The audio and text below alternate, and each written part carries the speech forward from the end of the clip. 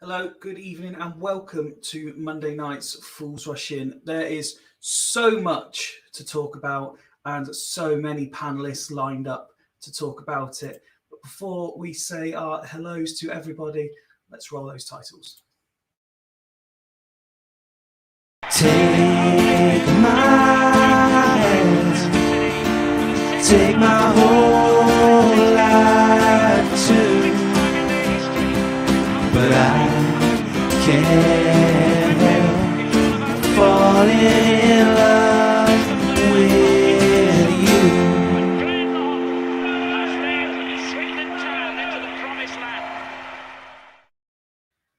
Let's get straight in with tonight's massive panel, starting with one of the biggest characters of Fools Rush In. Good evening, Ben.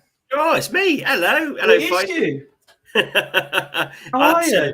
Yeah, I'm absolutely buzzing for these next 2 days. I've just finished work. I'm now not working again till the weekend. So I've got this time off. I'm Bradford tomorrow and everything. I'm absolutely buzzing. Oh, I'm glad you're buzzing. I can see in your face that you're buzzing. Let's see if anyone else is buzzing. Someone who is always buzzing. Good evening, Ned. Oh, me! Hello! It doesn't matter how many times we do this. Everyone is always surprised when it's their turn to say hello. So true. Evening, Danny and Phil, who I've already seen appearing in the chat. Next, and I cannot tell you how happy I am to be able to say this, a Fools Rush In, massive Fools Rush In, welcome back to PCM. Hello, Mark. Good evening, Stephen. How the devil are you? All the better for seeing you, pal. How are things? Very well, thank you, mate. I just want to say a very happy Diwali to Cheddar, who mentioned on Twitter this evening that we'll be going to mention it. And yes, absolutely. Yeah, I'm buzzing for it. I'm really happy about the game and the result of the weekend in lots of ways. Not so sure I'm looking forward to the next 24, 48 hours, but we will see how it goes. You're about the only one at Fools Rush In that isn't looking forward to it, because everyone else, to use Ben's word, is buzzing. Fear not, Fools Rush In fans. The man, the myth, the legend is here. Good evening, Nick. Yeah, evening, Fifey. How you doing? I'm very well, thank you. Say yourself. Yeah, spot on. 3 points Saturday, doesn't get better than that. And like you say, roll on tomorrow night. Let's have some fun and games. And the hat report on and Instagram and TikTok is certainly proving popular. The hat will be there. The hat will be there. Excellent. John, right. So John's already in the comments. Mark been on a 6-week holiday ? Never mind any holiday Mark might have been on. John's finally been allowed out of Twitter jail. We believe he's finally back on Twitter. He didn't know why he was banned to begin with, but he's back. Welcome back, John. Next up, let's see if we can catch him off guard, because he doesn't look particularly ready to be welcomed on screen. Evening, Craig. I knew you was talking about me there, mate. Straight away. I was like, oh, better sit up straight away. Yeah, mate. Yeah, I'm good, mate. Yeah, looking forward to tomorrow. First away trip for a good number of years, actually. I think, it was the Richie Wellens League 2 winning season that got, done by COVID. That's the last time I've been away. So, yeah, really looking forward to tomorrow, and hopefully we'll come away with a result. Well, let's certainly hope so. It's a long journey for a lot of us if we don't. Where should we go next? The man that's been in the news today. Good evening, Mr. Wood. Hello. How are we all? Very well. Thank you, sir. Yourself? Yes, I'm good. Thank you. Good. Glad to hear it. Very glad to hear it. Lots to talk to you about tonight, of course. So there should be an interesting discussion. We have one more Swindon fan to welcome before the guest of honour gets his place in the centre of the screen. But before that, let's say hello and good evening to young Rich. Hello, how are we? Very well, thank you, pal. Yourself? Not too bad, thanks, mate. Not too bad. Good. Are you very much in the camp of looking forward to tomorrow as well? I can't be asked with the lads. Of course I am. Come on. What stupid. Is that exciting? He can put his headphones on properly. No, I've left that one so I can hear myself speak. And finally, he's been waiting patiently to come on. Everyone's been excited to welcome him back. He won one, if not two, awards at last year's Fools Rush In end of season award ceremony, Bradford fan and host of Lower League Look. Welcome back to the show, Liam. 2 awards. Just going to clarify, it was 2. Good evening, guys. Two Welcome more back. awards than I got. How are you, Liam? Yeah, I'm great. It's good to be back. Do you like my flashing lights that I've somehow turned on and don't know how to turn off? So we're just going to roll with it. Just clap your hands. Just I've clap your tried. hands, Honestly, I've tried. It just wouldn't do nothing. Already, magic people, touch. or the expensive clapper. Already, it's nice to see a lot of the regulars very excited by tonight's panel. Good evening to Claire, who is wishing us all a good evening. Hello, Danny, Claire. what a panel tonight. What a panel indeed. And massive friend of the show, Mike. Good evening, Mike. Hope you are well, sir.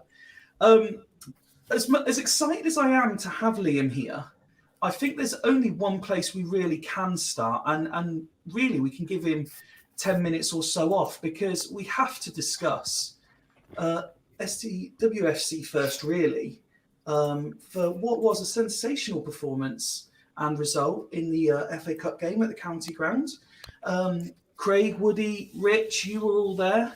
I think let's start, it's tradition. Let's start with Rich. What did you make of it, buddy? I just think it was an absolute fantastic occasion, to be quite honest. I think it's absolutely fantastic to see a great crowd stay behind for what was an unbelievable chance for the women to show the town what they're made of. I think the fact that obviously Fuming. I think the fact that so many did stay. I thought there was more, and I thought a few more might stay. But I was really, really impressed, really, really happy with the attendance that did stay, and they got what they should be. Well, obviously they didn't. A lot of them wouldn't have known what to expect, but Swindon women showed what they can do best, and they absolutely proved themselves. They were absolutely fantastic. They were against a tier 6 side, so in hindsight, they should have won that game, which they did. But to get 10 goals at the County Ground was just pure entertainment, and I think they showed the men really how to do it. Yeah, I mean, I did laugh, and I think I shared it in our chat. There was a tweet go out. I think it was it Sandro who said it. Congrats to the women. Nice to see that both teams' philosophies match. And I instantly said, no, it doesn't. The women play to score goals and entertain. The men play to bore the opposition into submission. Ridiculous statement. And I just think the whole occasion went to complete plan. I thought it was really planned out so well. And let's be honest, it wasn't at a lot of notice either. I mean, they had about maybe 2 weeks to plan everything. So to get everything all planned out and all calmed out, and fair play to the club. I know they're connected now, but they did really, promote that game so well, and it was really, really good to see. No, absolutely. Just keep an eye not only in the comment section, but also on Twitter. Grant suggesting that Liam doesn't need the clap again. And Paddy has been in touch with a split screen picture of Nick in his hat, and someone who he thinks Nick reminds him of, very much worth a look on Twitter. As for the comment section, Danny worried about my throat. No, I've been bought a present. I've got a new mic stand and things, and I'm just trying to get all the angles and stuff correct. Fifey, it's certainly not bad. Fifey, can we just acknowledge Grant there? He's mouthing off on Twitter, but both our teams have turned his over this season, so let's just put him in his place. Let's just put that out there. He's conceded 5 goals to our 2 teams here, and they've got Theo Robinson up top. Pipe down. So now I haven't got a sore throat, and I'm not being gentle with the guys ahead of a busy Tuesday night. It's just obviously the microphone might be a little bit far away from me. I'll get it right, I promise. Evening to Joe, and we've seen John and Mike already. Craig, let's come to you then. Again, you were in attendance for the for the women's game, and as Rich said, what a spectacle! Oh yeah, it was an amazing game. Obviously there was a big sort of gulf in quality there between the two teams, and there was a thoroughly professional job that that Swindon done. It was a good game to watch, because even though it was, they dominated the game, Bolton did try to play football. They didn't try to kick Swindon. Didn't try to kick them off the park. They didn't try to play the long ball, shithouse or anything like that. They did try to play the football, whereas obviously Swindon Town women were much better at it. And it was, such good. You could tell that the girls enjoyed it as well. You could see it on their faces, and all the photos at the end of the game of them like Bouts with her little girl on the pitch, and and everyone else who was there. That's what it was all about. And 720, I think it was, that was there. That's a record for that round in the FA Cup, apparently. And it was just really good. Obviously, Annie Colston got the plaudits for her goals, and deservedly so. But I think there were so many good performances all across that first 11. But particularly Meg Attenborough, she came off for Beth with about 25 minutes to go, but I don't think we'd have ended up scoring as many goals if she wasn't there on the pitch, because she made things happen through that middle of the park. She was involved in almost everything, and got a couple of goals herself. So, but there were so many good performances. Gypsy Vivash as well, and Kat Back as well. She looked really good, and Diaz Butcher. I mean, I might as well just name the whole first 11. Name the whole team. To be honest, but, they all really pissed off centre back right now. yeah. Well, I did mention Bowles a bit, so yeah. But they all play. But I mean, to be fair, the back four didn't really have too much to do. They played the ball well at the back and everything. A little bit nervous at the beginning. There was a few misplaced passes, but there she is. There, brilliant. It was really good to watch, and I got to be honest with you, I'm enjoying watching the women play more than I'm watching the men.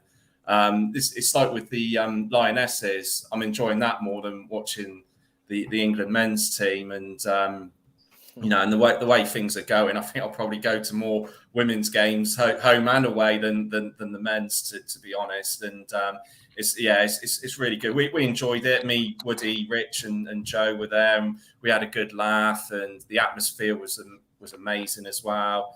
And I saw, I think it was Claire's photo on Twitter, the queues of people getting autographs and selfies at the end of the game, and that just shows how far it's all come and everything. I bet the girls, it made them feel 10 feet tall with that at the end.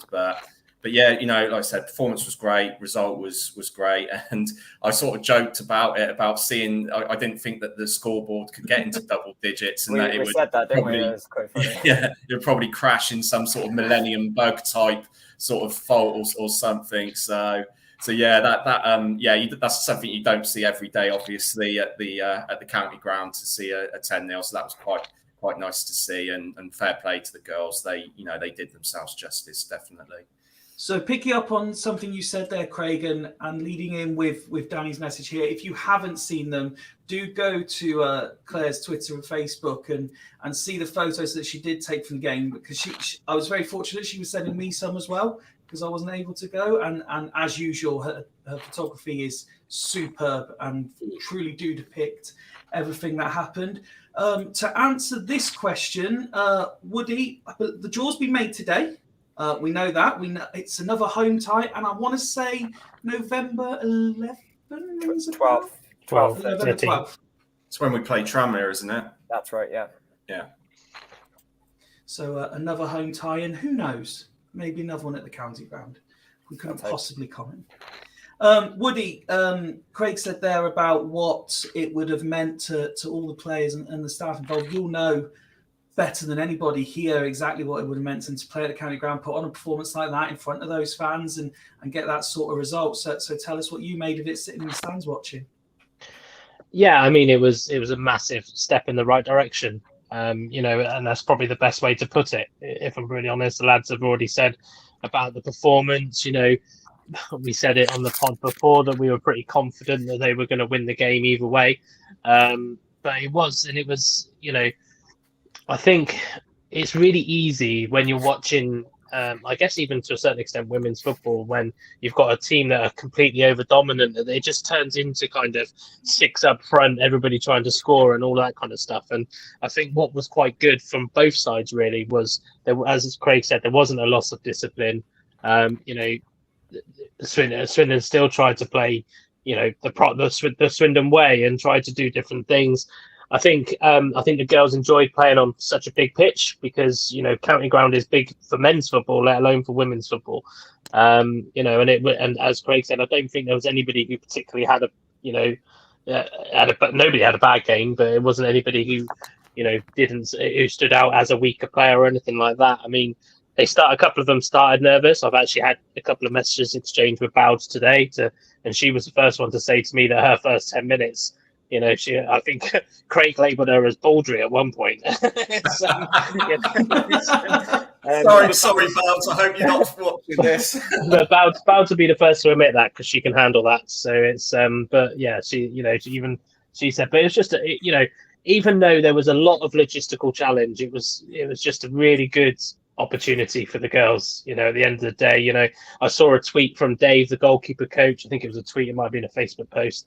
That even for him to warm up the goalkeepers on the county ground or goalkeeper, sorry, as it was only one yesterday, on the county ground pitch and things like that. But equally, I think if you look at off the pitch, the committee, all the hard work that they've had to put in over the past couple of months, it just goes to show really that. As I've said over and over again, sometimes it's just a change of attitude. If the attitude's there to support the women's game, then it's going to happen. Women's football is not expensive. It's not going to cost clubs millions and millions of pounds. So for me, there's absolutely no reason why more clubs shouldn't get behind it. We've had a tweet in from friend of the show, Paddy, at Fools Rush In. Great win for the ladies in front of the county ground. In their county ground debut. Respect also to @Woody the coach for the work he's put in. I'm sure he'll be a big loss. This obviously comes after the news that broke today that you stood down from your position, and I know it's something that you were quite happy to talk about and maybe dispel a couple of rumours or myths about it. Yeah, I mean, obviously, people like you guys off camera know my kind of main reasons behind it. But I think what I want to make sure is clear, very, very clear, is that the club hasn't forced me out, if that makes sense. I know that there's been a couple of comments and people have even messaged me to say, have the club told you to leave type thing. That's not the case. This was fully my own decision. The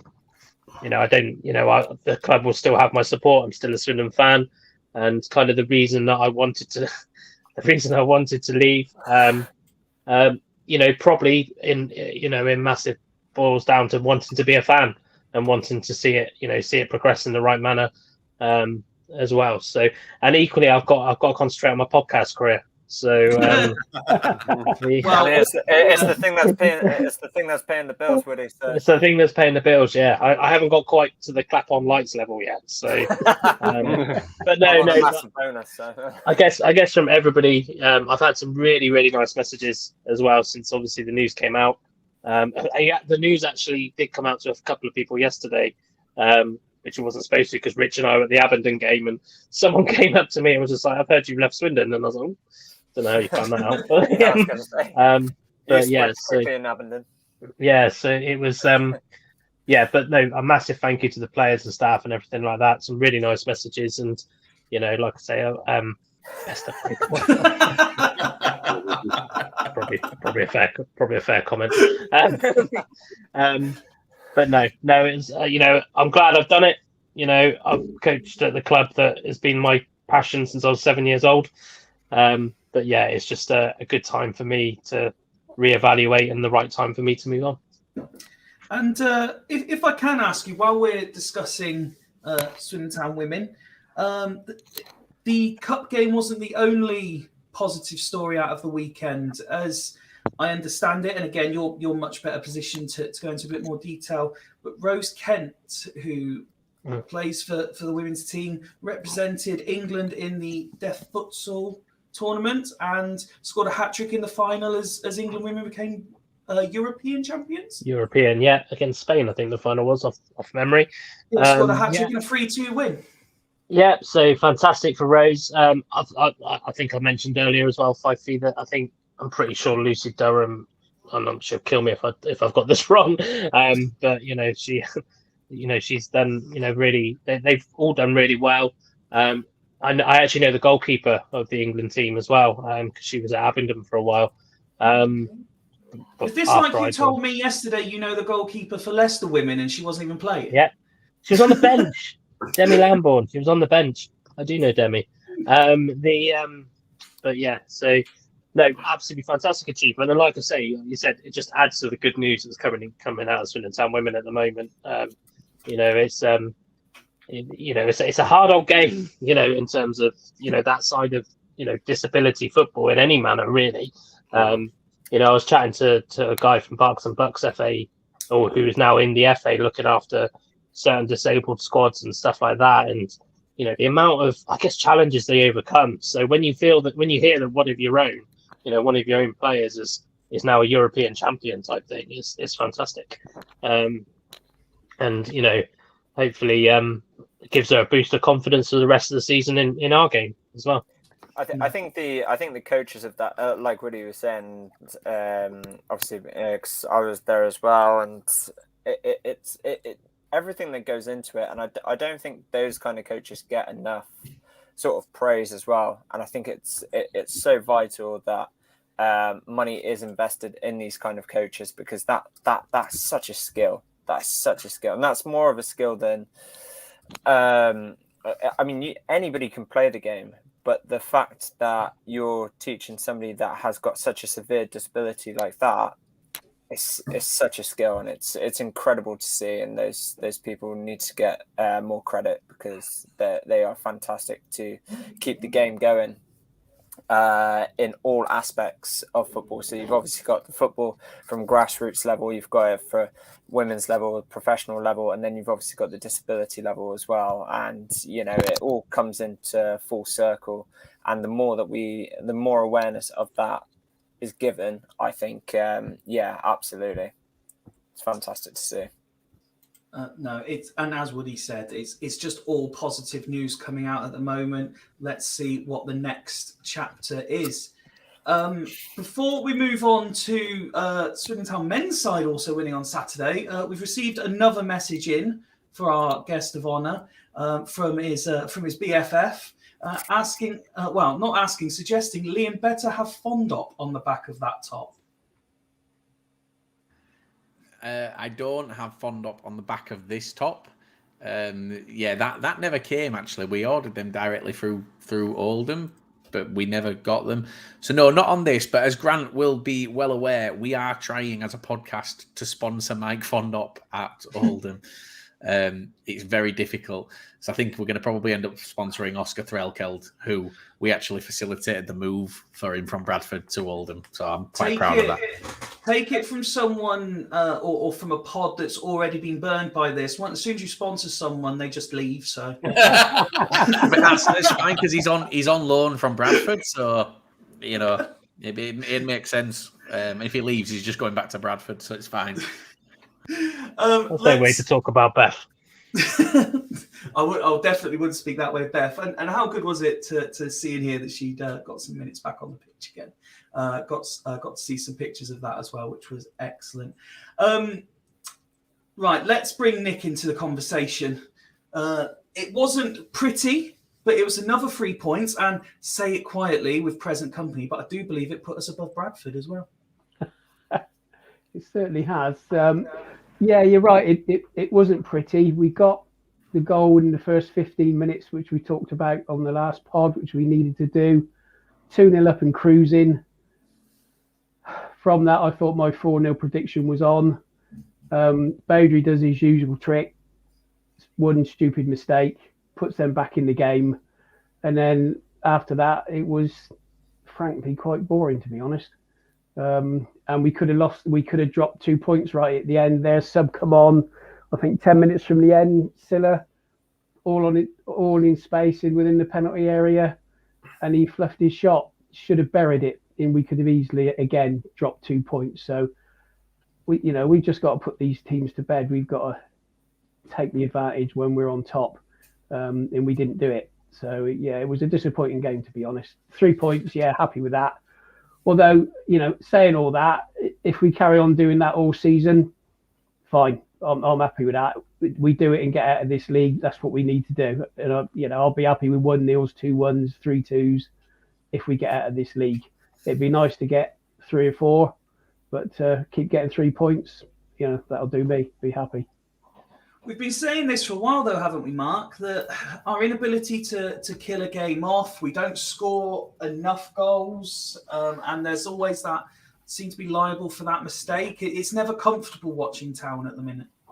No, I mean, the first 20 minutes on Saturday, you could have been forgiven for thinking it was going to be a hatful, but you're quite right. We just don't seem to be able to take the game by the scruff of the neck. I mean, I think the only other game which maybe came close to this one was Rochdale at home, but they were an incredibly poor side, and we deservedly buried them. Hartlepool, admittedly they're down the bottom of the table and fighting for their life, and those sorts of games are never pretty to watch.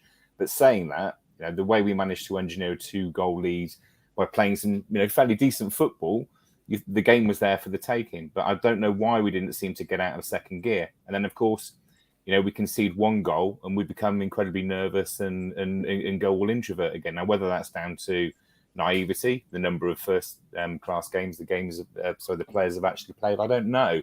But one of the stats that I was reading before coming on tonight was just looking at, goal scorers for this season and what their shot accuracy has been like. And ironically, Luke Jeffcott and Tyrese Shade have got the best shot accuracy of all players in the squad. 70% of their shots are on target. And for the amount of grief, you've only just come back, Mark. Don't start. But it says a lot. So I was sat there thinking, how are we going to line up against Bradford tomorrow night? And obviously, from what Scott Lindsay was saying, we're potentially going to be ringing a few changes based on some players not being able to play 2 games a week. So I'm not quite sure what that means or what that actually looks like.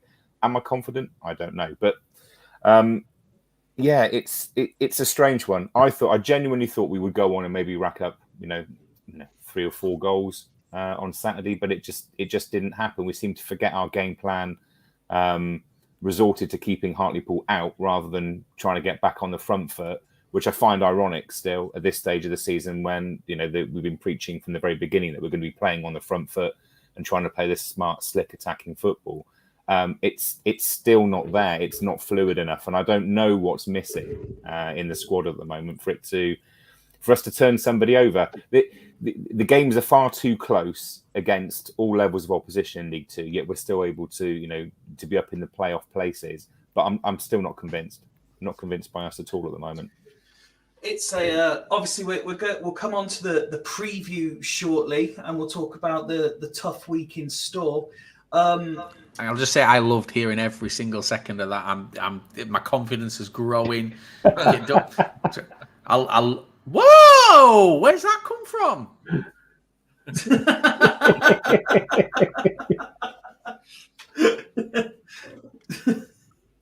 That's not even me. Sadly, Sadly. Ned, I know you weren't able to watch the game, but you've sort of seen bits back. You've read up, and you would have seen the online reaction.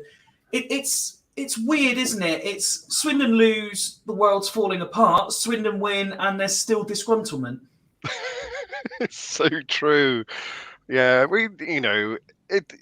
Mark sort of picked up on a little bit of a point there.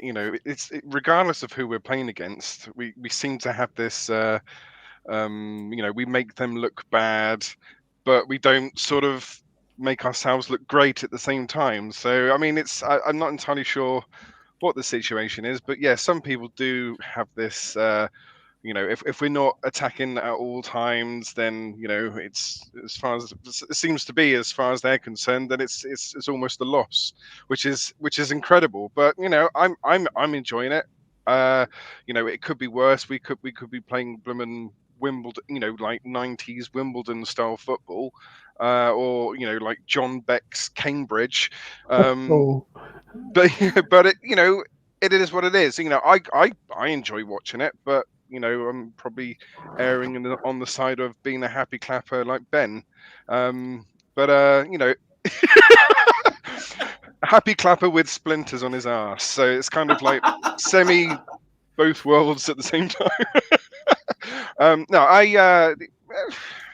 It is what it is. As long as we're grinding out wins, then it's fine. I'm happy. But I really, when I saw the first 2 goals went in, I really thought we was gonna, my prediction of 5-1 was really gonna come in.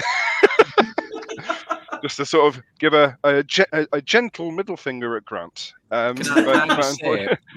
Grant was fuming with you guys for your predictions. He came on after. Am I allowed to swear? Yeah, of course you are. Yeah. Came on we were recording a new podcast that we're doing straight after. That's right, because he had to leave halfway through. Yeah, he came off and he jumped onto ours, and before we started recording, he went, "All them dicks are saying 4-0 and 5-0." And I was like, "You bottom at league." You're right.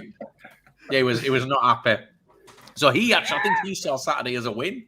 Really?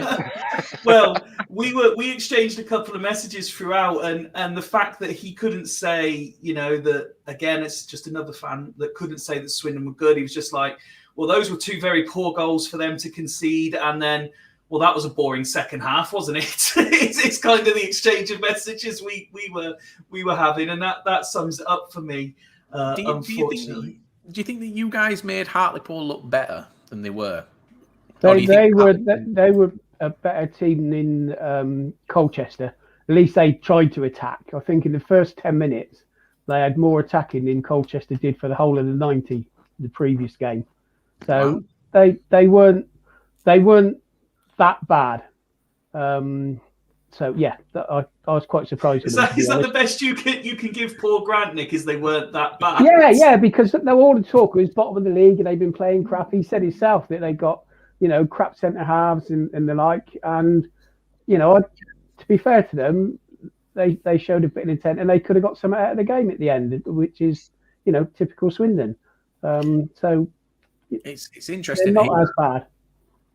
For me, I think that's interesting because we've played both Hartlepool and Colchester as well, and for me, it's the opposite. Hartlepool were dreadful against us, and they just fell apart. I think it was 3-1 to us, and it just fell to pieces for them. Whereas Colchester, we actually lost to, but we seem to always lose to Colchester.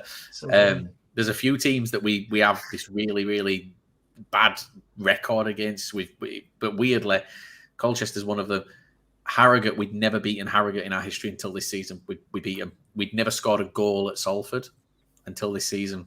We scored a goal and we beat them. But yeah, for me, Hartlepool were the worst side I've seen. And I've watched Hartlepool's games because we've had a few that have been like alternate times. So I watched Hartlepool I saw them against Mansfield, and then last Saturday, whoever they played last Saturday, they were dreadful. So it's nice to see that maybe things are changing for them after they've sacked the manager and they brought Curling, which, well, less said about. I did see some of Grant's post-match tweeting to his fellow fans about how they were reacting to it, and it was like watching Swindon fans argue. It was superb. Like Grant almost borderline adopted the Ben mold of he was trying to find the positives in defeat and wasn't accepting. I can't see them getting 15 points from the next 9 games, though, as he said the other day. That was ridiculous. Yeah, if you're calling someone out for being ridiculous, Ben, we know we've hit peak levels. Yeah, but there's a point. Listen to Liam. So just on that, so last night on the 606, we asked Grant from the next 5 games, what does he see? And he said, out of the next 9 games, we went up until the end of the calendar year. And he said, 15 points from 9 is achievable. I was like, Grant, you've got 9 points from 15 games so far. Kieran, I'm wearing this just because of the lower league look. We have a partnership thing, like we work with Oldham and we've got a good relationship. And I'll be honest, I forgot.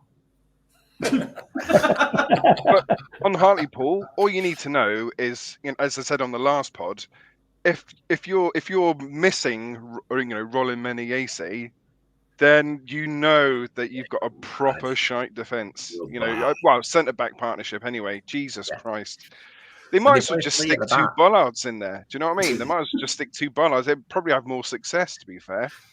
Well, I never know why they insist on they play 3 at the back, but they've only got 3 centre backs.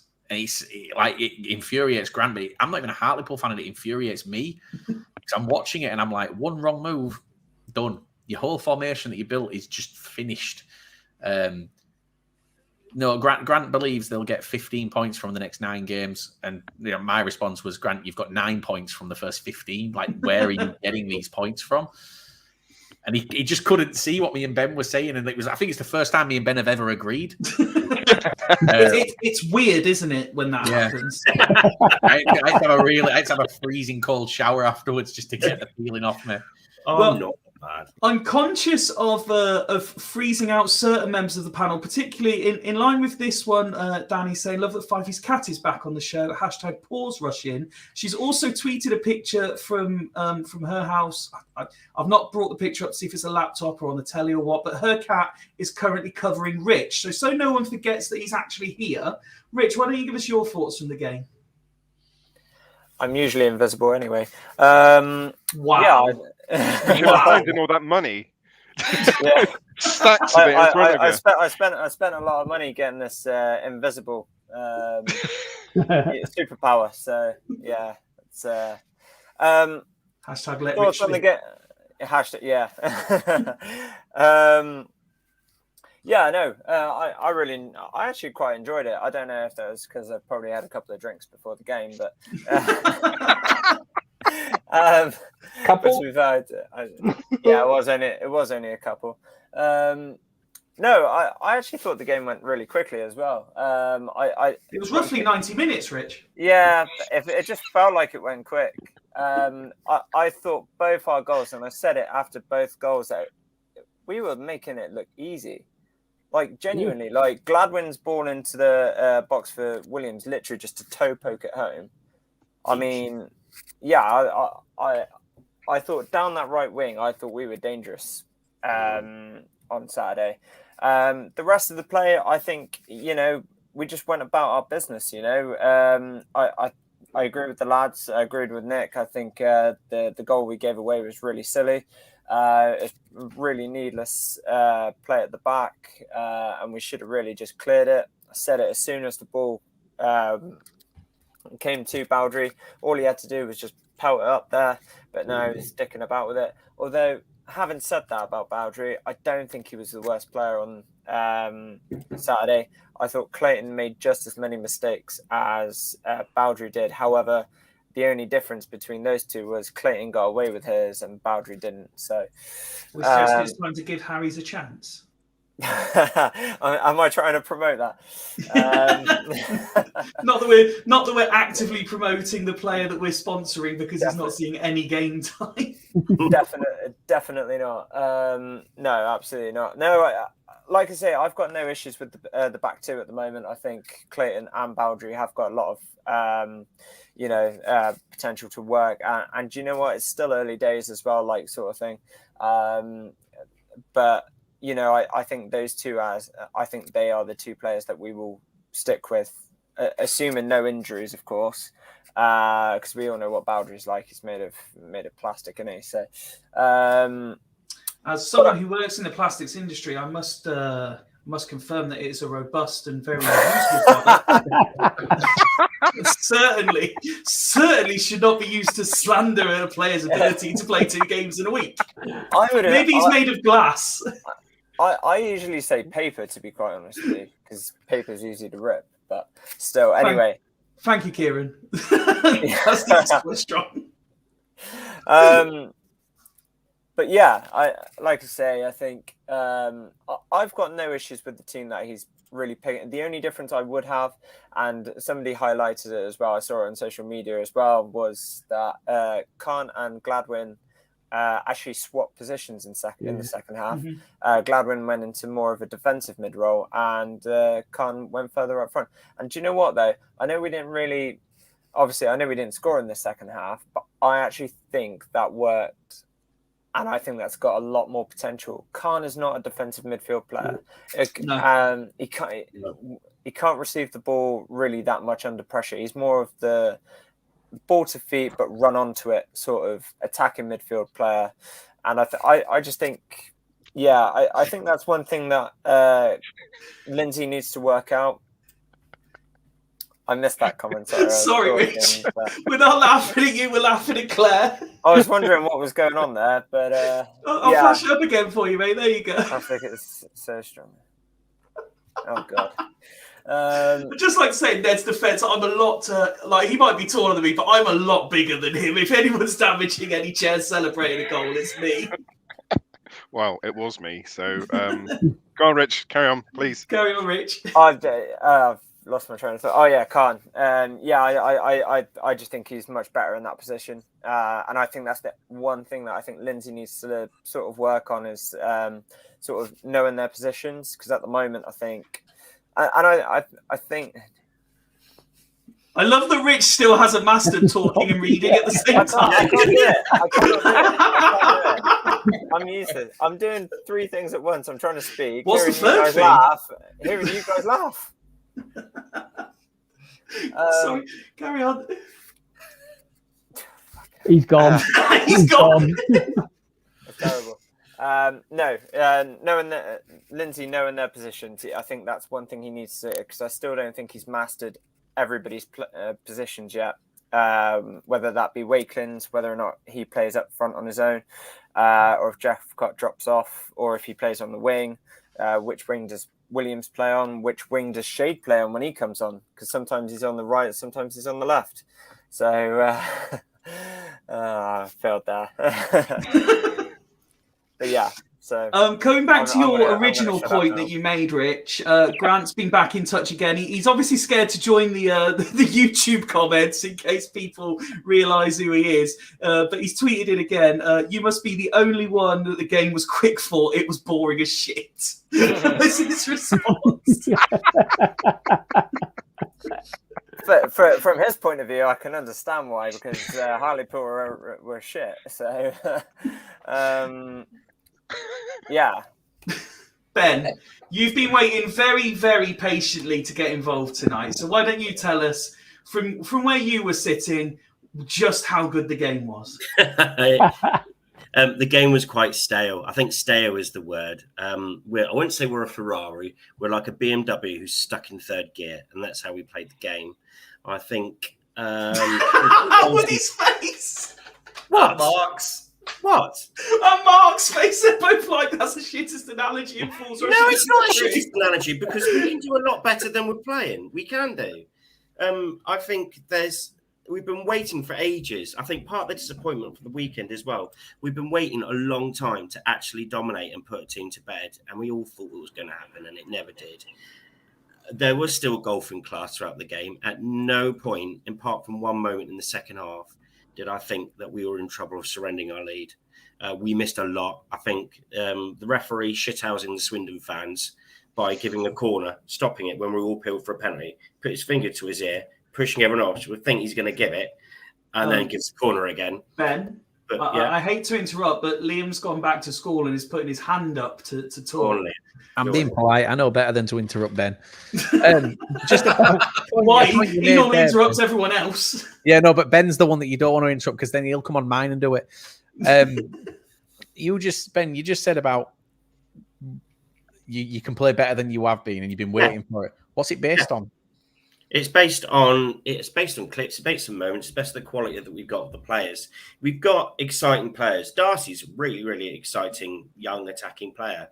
Ben Gladwin is a really creative player and a player that can play above this level. He will hit diagonal balls, ping loads of passes. He was great again the other day.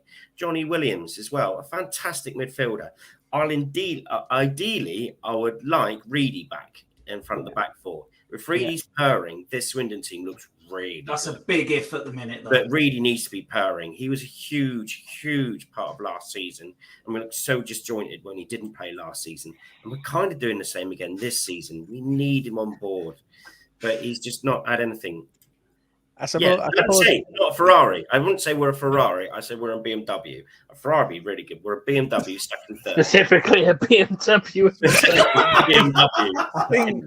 I think the reason I ask is, like, I get that you're saying like this player could play at a high level. This player, all these players. They're playing at League Two level, and they're playing at this level for a reason. And you're sounding, for me, you're sounding similar to Doncaster fans, where they've been saying the same thing, like, we haven't got out of second gear yet. But if you haven't got out of second gear yet, these players have done it last season as well. Johnny Williams has done it last season. He's improved. You've changed your squad. You haven't got the same team.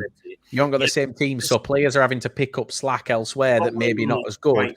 So if you haven't got out of second gear or third gear, whatever you're calling it this season, how do you know there's more if you haven't got out of it yet? At what point do you accept that maybe this is it? We've seen it in patches, though. You've seen even on Saturday there will be like 5 minutes where it just clicks and then it sort of like fades away a little bit. We should have won by more goals. We created enough to win by more goals. Yeah, but we didn't. With all due respect, Ben, we beat Chelsea 4-2 in FA Cup, but we didn't go on and win Premier League that season. We saw glimpses of being able to beat the Premier League champions. If you guys aren't doing it in the league, what I'm asking is, at what point? But we are. We've won 6-8. But we're not doing it. That's an amazing record. That's top 3. Oh my God! Do you know why it's not? Do you know why it's not? Because you're 5th. Yeah, but just because we had an indifferent start. We didn't have an indifferent start. It was shit. It was shit. You had a shit start. Woody, can you take Ben tomorrow, please? We won't lose the game. This is turning into League 2 606. Yeah, but guys, I bit my tongue. It's been 48 minutes. I tried. Liam, my question stands. At what Liam point? is so entertaining, mate. Honestly, I could literally. But no, you might as well just take the podcast. We've not been spectacular, but we've been efficient. Okay, but at what point? That's why it's a BMW, because it's German. What are you talking about? 6 wins and 8 is good. 6 wins and 8 is efficient. That is. But why are you choosing those 8 games? Because it suits your agenda. Look at the season as a whole. That's a run of form. 6 games is a run of games. It's form. Is that consecutive? Yeah, 6 out of 8 consecutive games. We've won 6 of them. Out of 25 selected fixtures, we've won 25 of them. What? No, oh come on! My question. The last 8 we've won 6. You're right, Ben. Getting on. We're not doing too well. 6 wins and 8 is credible. That is credible. You've got to give the club a little bit of credit for that. They are doing good things. I know we've all come in slated, going, look, when we're not. But Ben, you can move the goalpost to 2. If I look at the last 2 league games, you're on par with Crawley. Yeah, well, that's 2 league games, and that's fair play to him. But Crawley can say we've had a record over the last the question is, and the question's the same. If you keep saying about how you can, and you've seen glimpses of it, you've not done it consistently. Okay, how far into the season of not doing it consistently and not doing it in game? How long is it before you go, actually, we're not capable of doing it for a full game, or we're not capable of putting a run of that quality together? At what point do you now? Yeah, this is the thing. You guys are hit and miss at the minute. I think the next 3 games will tell us. Yeah, the next 3 games will tell us. We've been quote him. Ben just said the next 3 games. So but then he'll say there's no point quoting Ben on anything. He'll say there's like 28 games to go or something stupid like that. Yeah, but you're caning me when I'm going, oh, it's still early and there's all these games to go, and then it's just. Yeah, but that means use form all the time. But when I use form, it's ridiculous. I don't get it. It's because you specifically pick out the form that suits your agenda. I agree with Liam. Just pick the last 6 games because it's good form. We've been in good form. 10 games. It's not. Ben, Go on, Sarah. just use the season. The season is what it's measured on. Like over the season, you have Right, not okay, been next great. time someone goes, "You're in quite good form," I'll go, "No, fuck off, you were shit." You were shit opening 3 games. That's not Ben, you're not on your own. Look, you're not on your own. Can I just quickly ask a question? Please, Ned. Treatment. It's been really bugging me. Why, Liam? Why are you talking into a garden heater, like a patio Yeah, that heater? is actually a good point. This is. I'm going to plug it now. This is a sponsored. This is a sponsored purchased microphone that we got warm. from the owners of Crawley Town. It Get looks well warm. soon, Preston. Let's just put that out there. Yeah. I am Rolls Royce. Thank you very much. And So the we've had group. Not everyone's cup of tea, but at the end of the day, I'm quality. We've had we've had a couple of messages in. Grant again, still scared of YouTube, has tweeted in. Skodas are also efficient. Skodas are efficient. They used to be though. So The guy down the road from me has got. Back in the day, Skodas were a joke, but recently they've been all right. And Ben, there's a guy down the road that's got a Reliant Robin, right? It's a 1986. It still goes, but it's a piece of shit. Paddy's also tweeted in. Yeah, oh. To be fair, we were sold the idea we'd be playing with the style of a BMW, but it's a little bit mini metro at times. Yeah, it's stuck in third gear.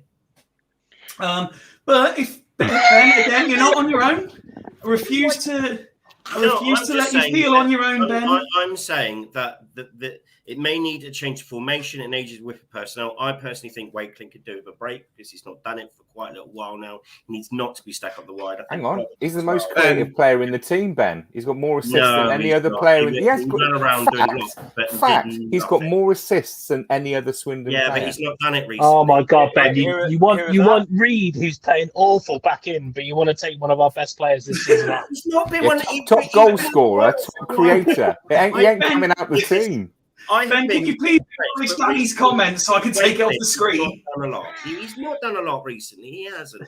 And at no point, especially like when he was through 1-on-1 with the keeper, at no point did he have any composure right with scoring. I missed that. What player are we talking about here? Wakeling. Oh, you're taking the piss, Ben. Here's the thing, right? Ben told us. Alexa, Ben off. Ben off.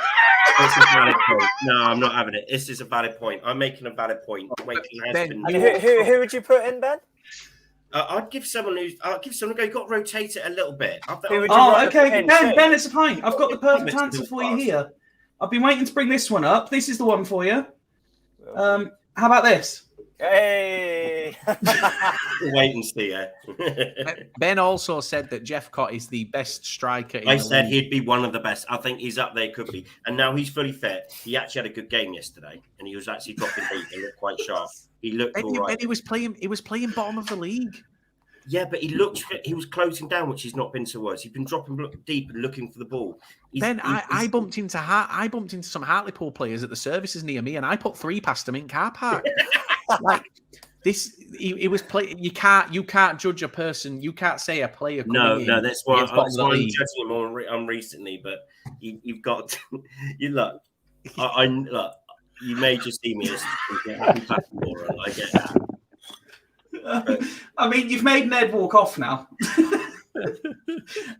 Ben, no, all jokes aside, you do make some valid points. It's just I find it amusing how you make them sometimes. Thank you. It's just the issue is he makes them off the podcast, and then when he comes on and says that shit.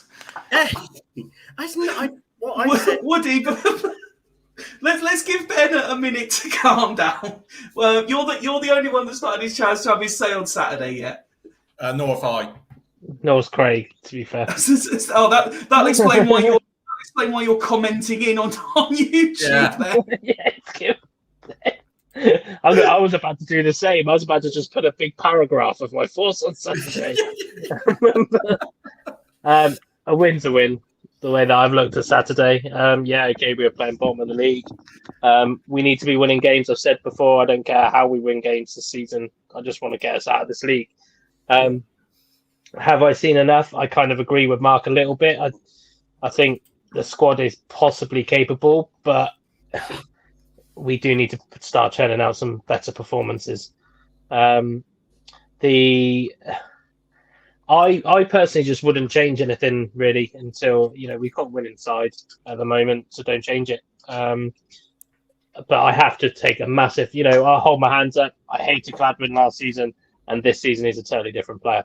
That's my general thoughts on Saturday. That ball that he's put in for Johnny Williams' goal, what a ball. What an absolute wonder goal. I'm not going to say we played shit because I want Liam to start shitting himself. So I'm going to say that we were absolutely fucking dynamite. We were all over and nobody knows what they were talking about. So Bradford better be ready for us. Well, something that's happened in the chat purely because Bradford are in town. Not once, Mum, not twice, I told my mum I was coming on, but 3 times. She always logs in. She's a big supporter, is my mum. So to be fair, give her a to try. be fair, the last time one of those contacted me, they didn't respond very well when I asked them if they could play centre back. It was they just blocked me. They did it on our Twitter space before. 5 or 6 of them joined and got speaking rights because I thought they were football fans, and they started saying that I owed them money. Because they'd put things in places that I'd asked them to put them, and I was like, I swear to God, I didn't. I'd start explaining myself. But yeah, no, I was accused of soliciting people. But yeah, give my mum a shot. 69girls.xy. I've already done it once, Liam. I'm not doing it again. I know you have, Dad. Yeah, yes, yeah. We've just got to carry on the form that we're on, 6 and 8, and all of that. So we just take it forward. Don't change the lineup tomorrow, in my opinion. Definitely is the money. See, yeah. I'm not the only one. I'm not the only one that can't do 2 things at once. No, I'm just ready now. I feel like Wonder where that was going. I feel like I had a lot to say about the game, but then I got so entrenched on what Ben was saying that I've totally forgotten it all, to be totally honest. So thanks for that, Ben. It's all right, mate. Fantastic. Right. At least I now know that BMW doesn't have a 4th, 5th, or 6th gear by the sound of it. So my powers of wisdom do that to people, But should we let Craig have happy his with the say? win. Yeah. Happy with the win. Come on, Over to Craig. you, Craig. Come on, Craig. Let Craig speak. Make it worth the wait, Craig. It probably won't be after that. This is just going to be a crushing disappointment, I think. But yeah, no, I watched the game on Saturday, and when I watched that first 25 minutes, I thought this is the Swindon that I've been waiting to see all season. The way they play, they just look, it was just like the perfect game up until we conceded that stupid goal. Gladwin, people have been raving about we could. Sorry. Playing like the way we know we could. Oh, shot. Ben in interrupting shocker. Right, I'll shut up now. Sorry. But yeah, don't make promises you can't keep, Ben. But yeah, I mean, Gladwin, people have been raving about him all season, and I haven't seen it. I hadn't seen it until recently. I felt that people were just overdoing it because he improved from last season, definitely, but he wasn't this brilliant player. But the last 4 games, I've got to admit, he has been immense. He has been the difference in that team, and we could see it in the first 25 minutes. And even when he moved into that defensive midfielder position,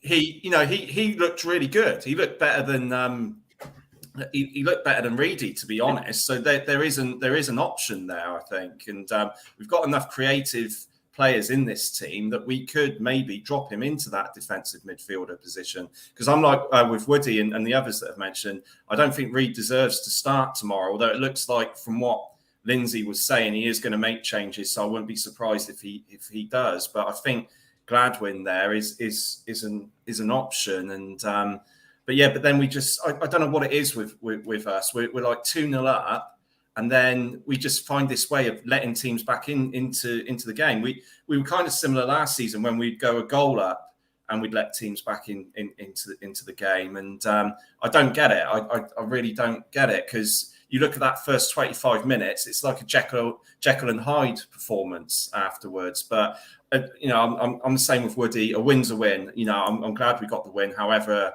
however we've got it. What Garvey mentioned earlier with Jeffcott needs the service. He will be, if he gets those clear-cut chances, he will put them away.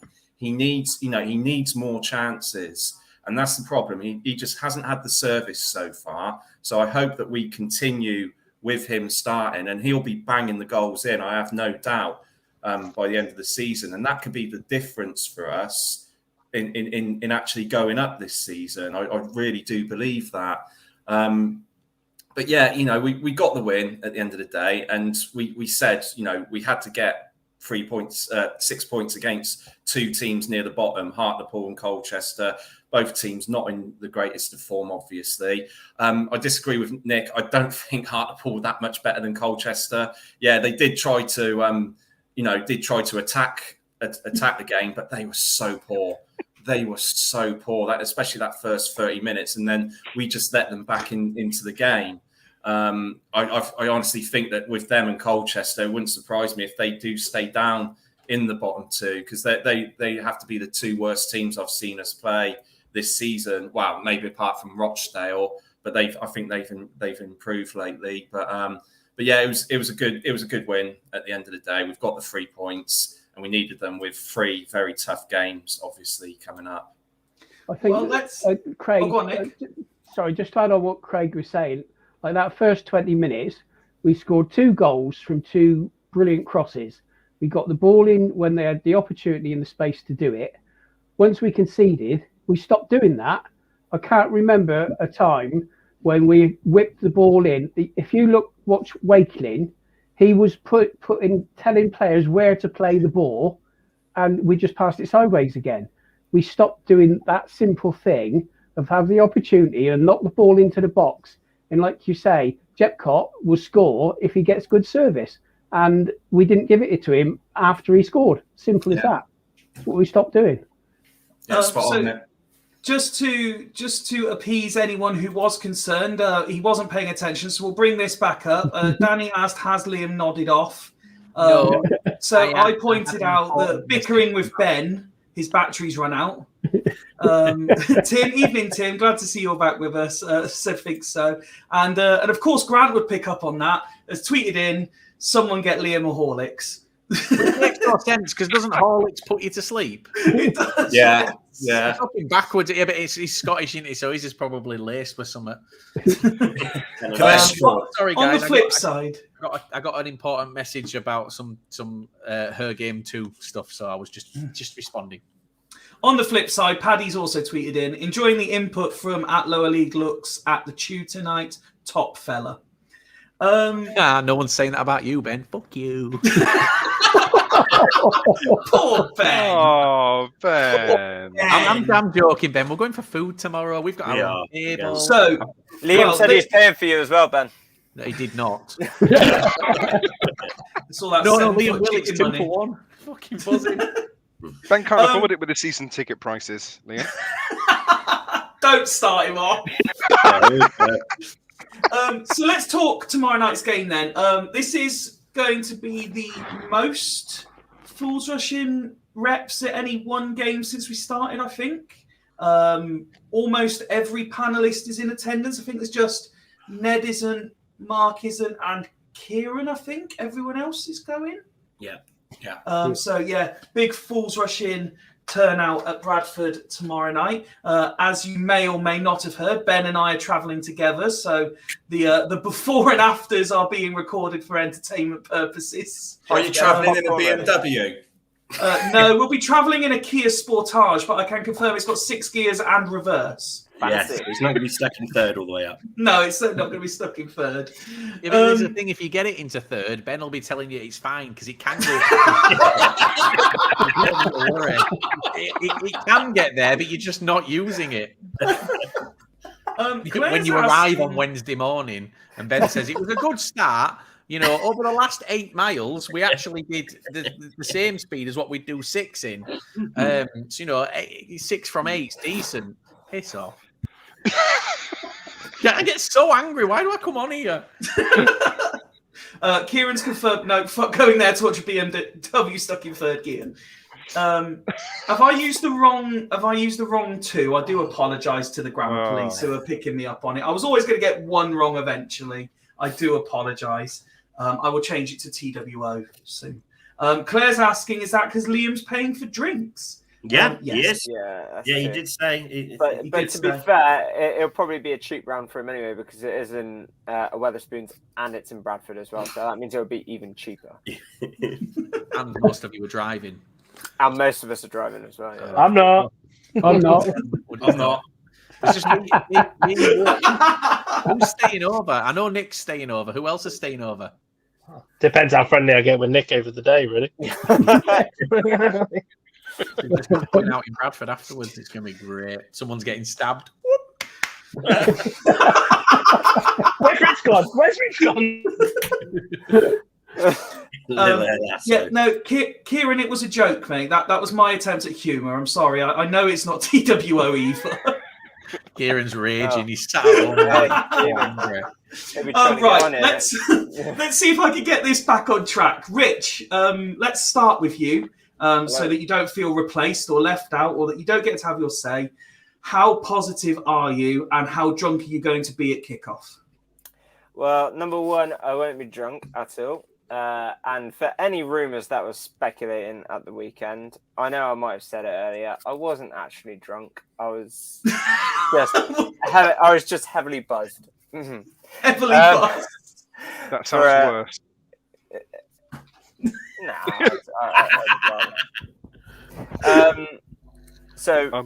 No, I won't be. No, I'm travelling up. I'm travelling up to Manchester first, and then I am heading from Manchester to Bradford.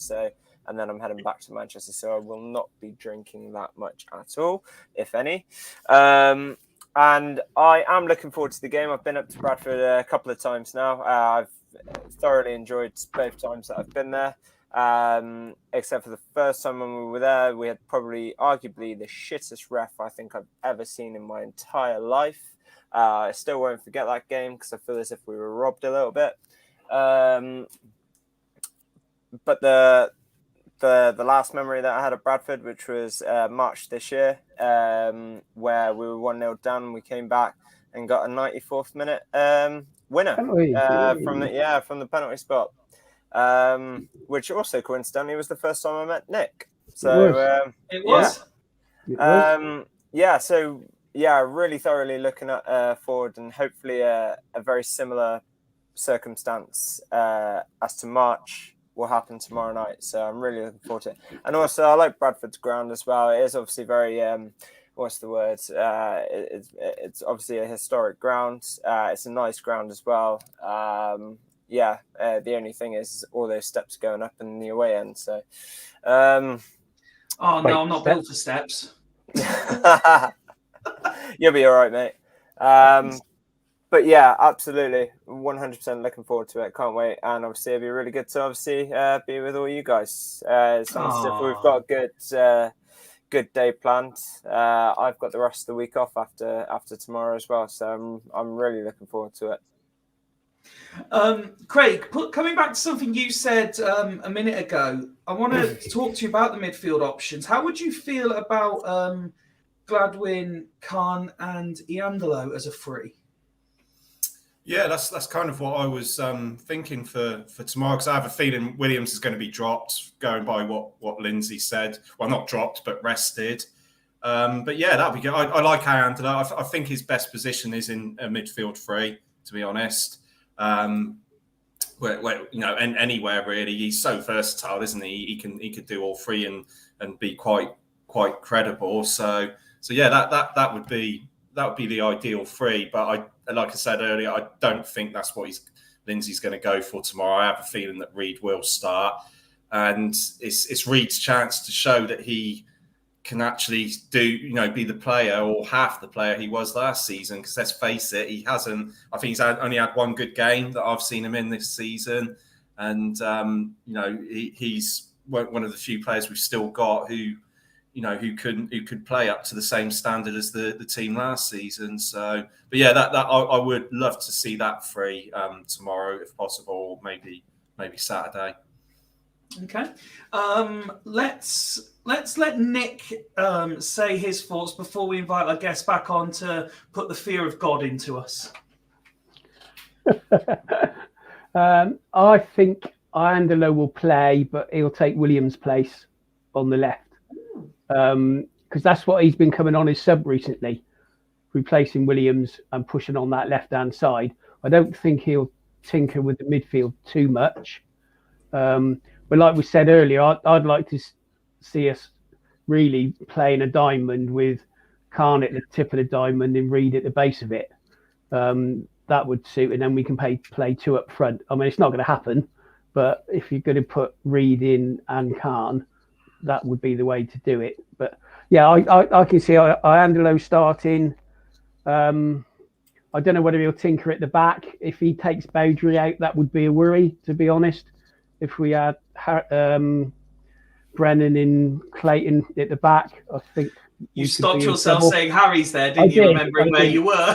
Well, for some reason, I was surprised he kept Brennan on the bench Saturday after him getting sent off at Rovers.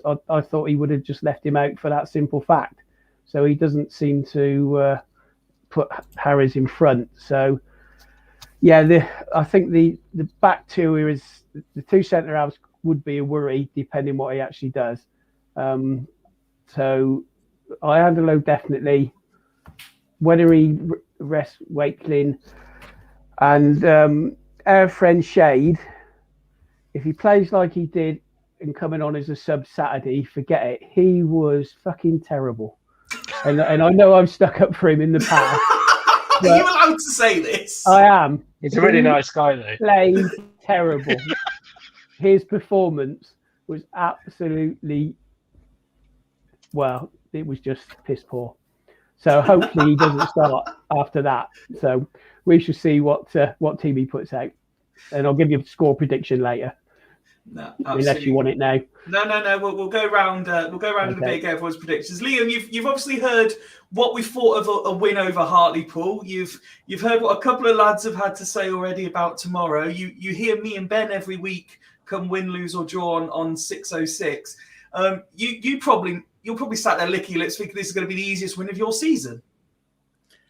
No, because it's Bradford. Do you know what I picked up on it? It might have even been Ben that said it, and it was about making mistakes and the team having a mistake in it. I think that's something that we've got rid of this season. We don't make many mistakes. We concede goals, but we concede very good goals in terms of mistakes. Clem, that's not me. But in terms of mistakes, aside from the Papa John's Trophy last week, which we played our second team, where we gifted 2 of the goals, I can't picture any mistakes that we've made that have led to goals. We haven't. The goals that we've conceded, we've deserved to concede because we've been outplayed in certain parts of the field, but we're not making mistakes. You guys are a point ahead of us, as Ben liked. As soon as the game finished on Saturday, I got a text from Ben. Oh, we're ahead of you. It's like, Ben. Yes, you did. I did not. Ben, you literally wrote, you put Mid-Swindon are ahead of champions-elect Bradford. I did, but that was for a couple of hours after the game, not straight after the game. Oh, hallelujah. It's all right then. By the time I got my phone, it was there. But, we've got a game in hand on you guys. For me, and I said this to Ben last night. It's always about the points, mate. You've got to win the games in hand. Yeah. We have, but for me, if we win tomorrow's a 6-pointer for me. We beat you guys tomorrow. We've got that game in hand, so we could be, I don't know when our game in hand is. I think it's either next week or the week after. We could be 5 points ahead of you after that. Yeah. It can change that quickly, but no, we've got a very good side, a very, very, very good side this season, and I don't really know. I think Claire's just said actually about where the weak link is. So is the reason that you're not in the top 3 because you haven't got out of third gear yet? You beat me to it there, Woody. You beat me to it there. Literally, that was on the tip of A my team tongue, that doesn't make mistakes and doesn't have weak links languishing in 6th. Yeah, we have got out of third gear in games, so we've played games where we have got out of third gear. We just haven't done it consistently. We've got a very good side. We should be doing better than we are. But for me, the fact that we've got a game in hand on most of the teams above us, aside from Mansfield, I'm not worried. You know, we've come up, and this is where the difference is between us and you guys. We've played some of the guys at the top, and we've beaten them. You know, Stevenage were on this amazing run. They came to our ground, and we 3-0. They didn't. They could have scored. Defensively, we were that solid. They weren't getting a goal. We got a very credible draw against Leyton Orient that Ben will tell you was the greatest draw of all time. Yeah.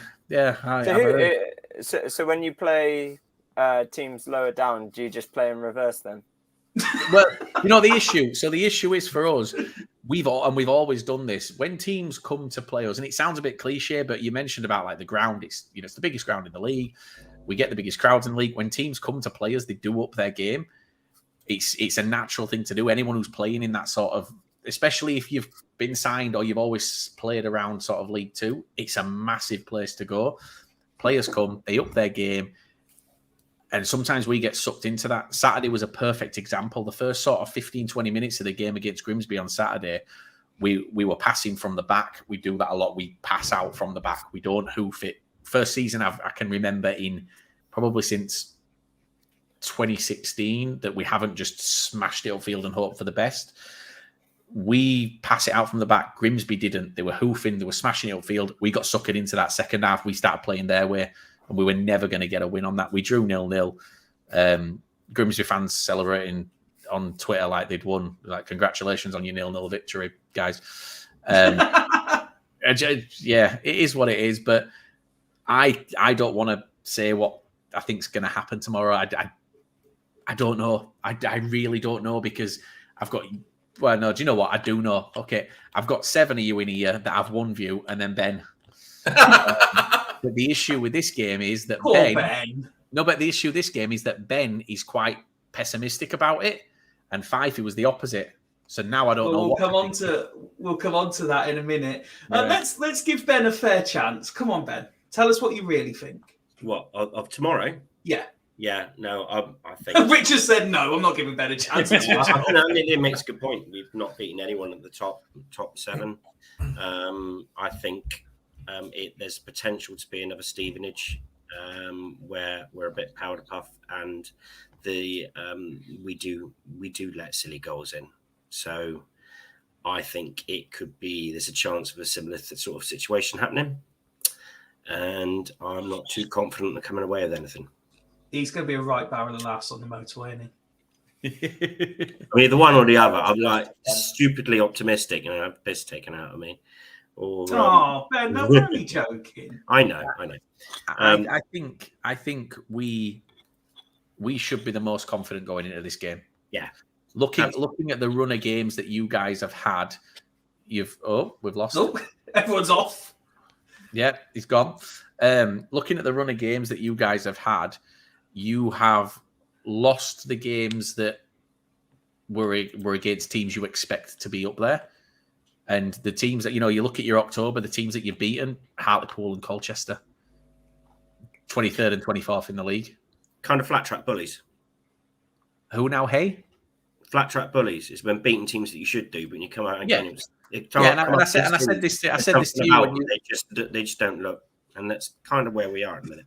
Yeah, and I said this to you when you came into the 606 after you finally got your first win of the season, and you steamrolled Rochdale, and you told us that was it, your season had started. And I said, Rochdale are bottom of the league, Ben. And then you went on and, flatlined for a little bit again. You're beating teams that I think anyone would expect you to beat. But when it comes to those big games and those ones where, you should be up in, getting out of third gear, because you've got to make up them points. You've got to get these. If you don't beat the guys at the top, you're never going to catch them. No, well, that's it. But tomorrow is a chance to adjust that over the next 2 games. If we can somehow turn you over, and then that changes everything, because it changes everyone's mindset. Not if, when. But Right now, I can't see it. Freshening things up, changing formation, hopefully changing formation and a little bit of personnel because it has been stale. Maybe a good move. I don't know. We'll wait and see. I mean, we've looking at the table. We've played a game less. We've played 4 in October. You've played 5. You've got 9 points from 5. We've got 7 points from 4. But in the league, we've played a game less. We've scored more goals and we've conceded less goals than you. We've got a much better goal difference, so we're not leaking goals like we used to. I think if you do beat us, it ain't going to be a steamrolling like out. Coming into last season, I was expecting you guys to just turn us over. I mean, you beat us 2-1 and you didn't deserve that. I'll be honest, you didn't deserve to beat us 2-1. It was a last-minute penalty. I felt like a draw was even. But it is what it is. We'll just, gloss over Harry McCurdy's finest hour. We had lots of fine hours. Okay, so what Ned has very cleverly done for me is now mixed up the order everyone was on the screen. So I'm trying to now remember who I have and haven't given the opportunity to speak to. I'm pretty confident I haven't heard from Mark for a while. So let's ask Mark what he thinks. Well, if you look at the last 5 games, Lynn, we're actually a point better than Bradford. So we've had 15. You've had 8 from 15. Excuse me. Liam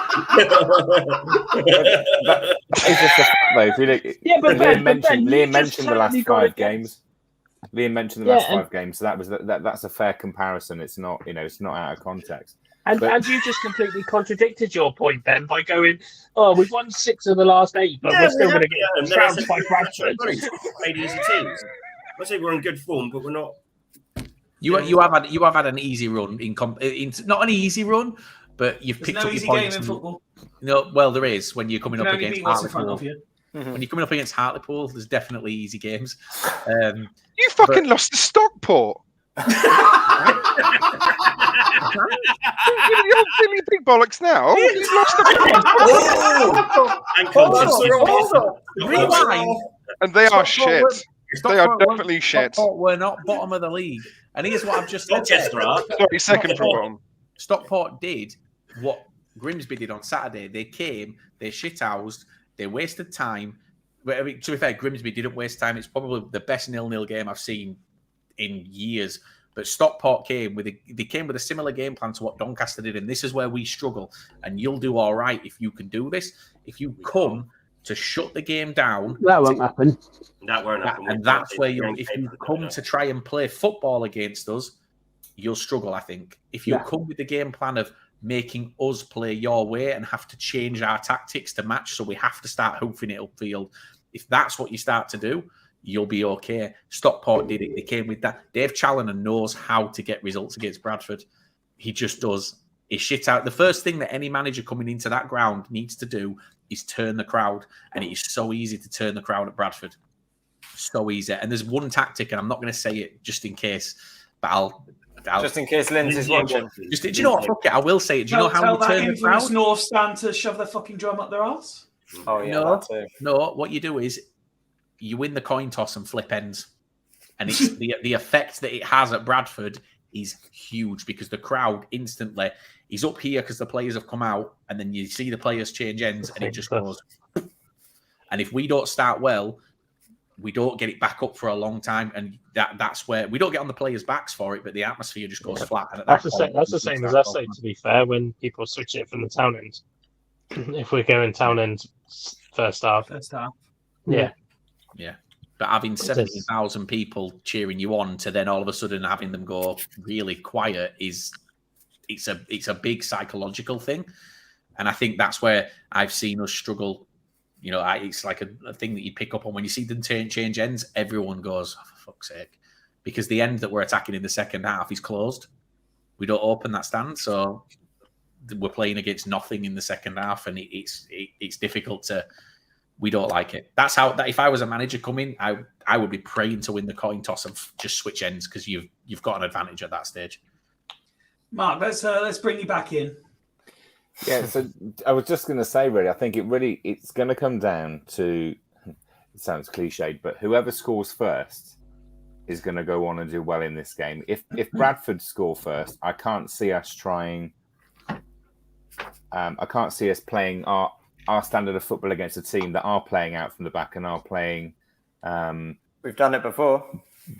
I can't see it this season. However, Sam, but then you got to look at it this way. I mean, Bradford have only conceded 11 goals in the league all season. They're up there with one of the best defensive,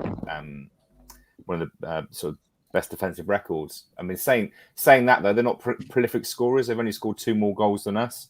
And when you look at other teams that are kind of in the top 3 in Mansfield and Carlisle, they're the only teams that have scored over 20. So I don't think it's going to be a game of many goals, but I think whoever gets the first goal is going to take the initiative in this game. I think it'll bring the other team out. If we're playing on the counter, because Bradford will have to come at us if we do get a goal, then I think we've got a good chance of. Mark, you're dangerously setting us up for a 0-0 fucking boring ass draw tomorrow. I take it now. If you offer me 0-0, I take it now. Fuck off! We're all going up tomorrow. Fuck off. Mark isn't. It's like saying, "Well, I fucking go every week to a home game," but doesn't make any odds. You can only play what's in front of you, and Bradford are one of the best teams and most difficult grounds to go to this season. And I don't care what anybody else says. If you go there and get a point, you've done well. If we go there and shithouse a win, even better.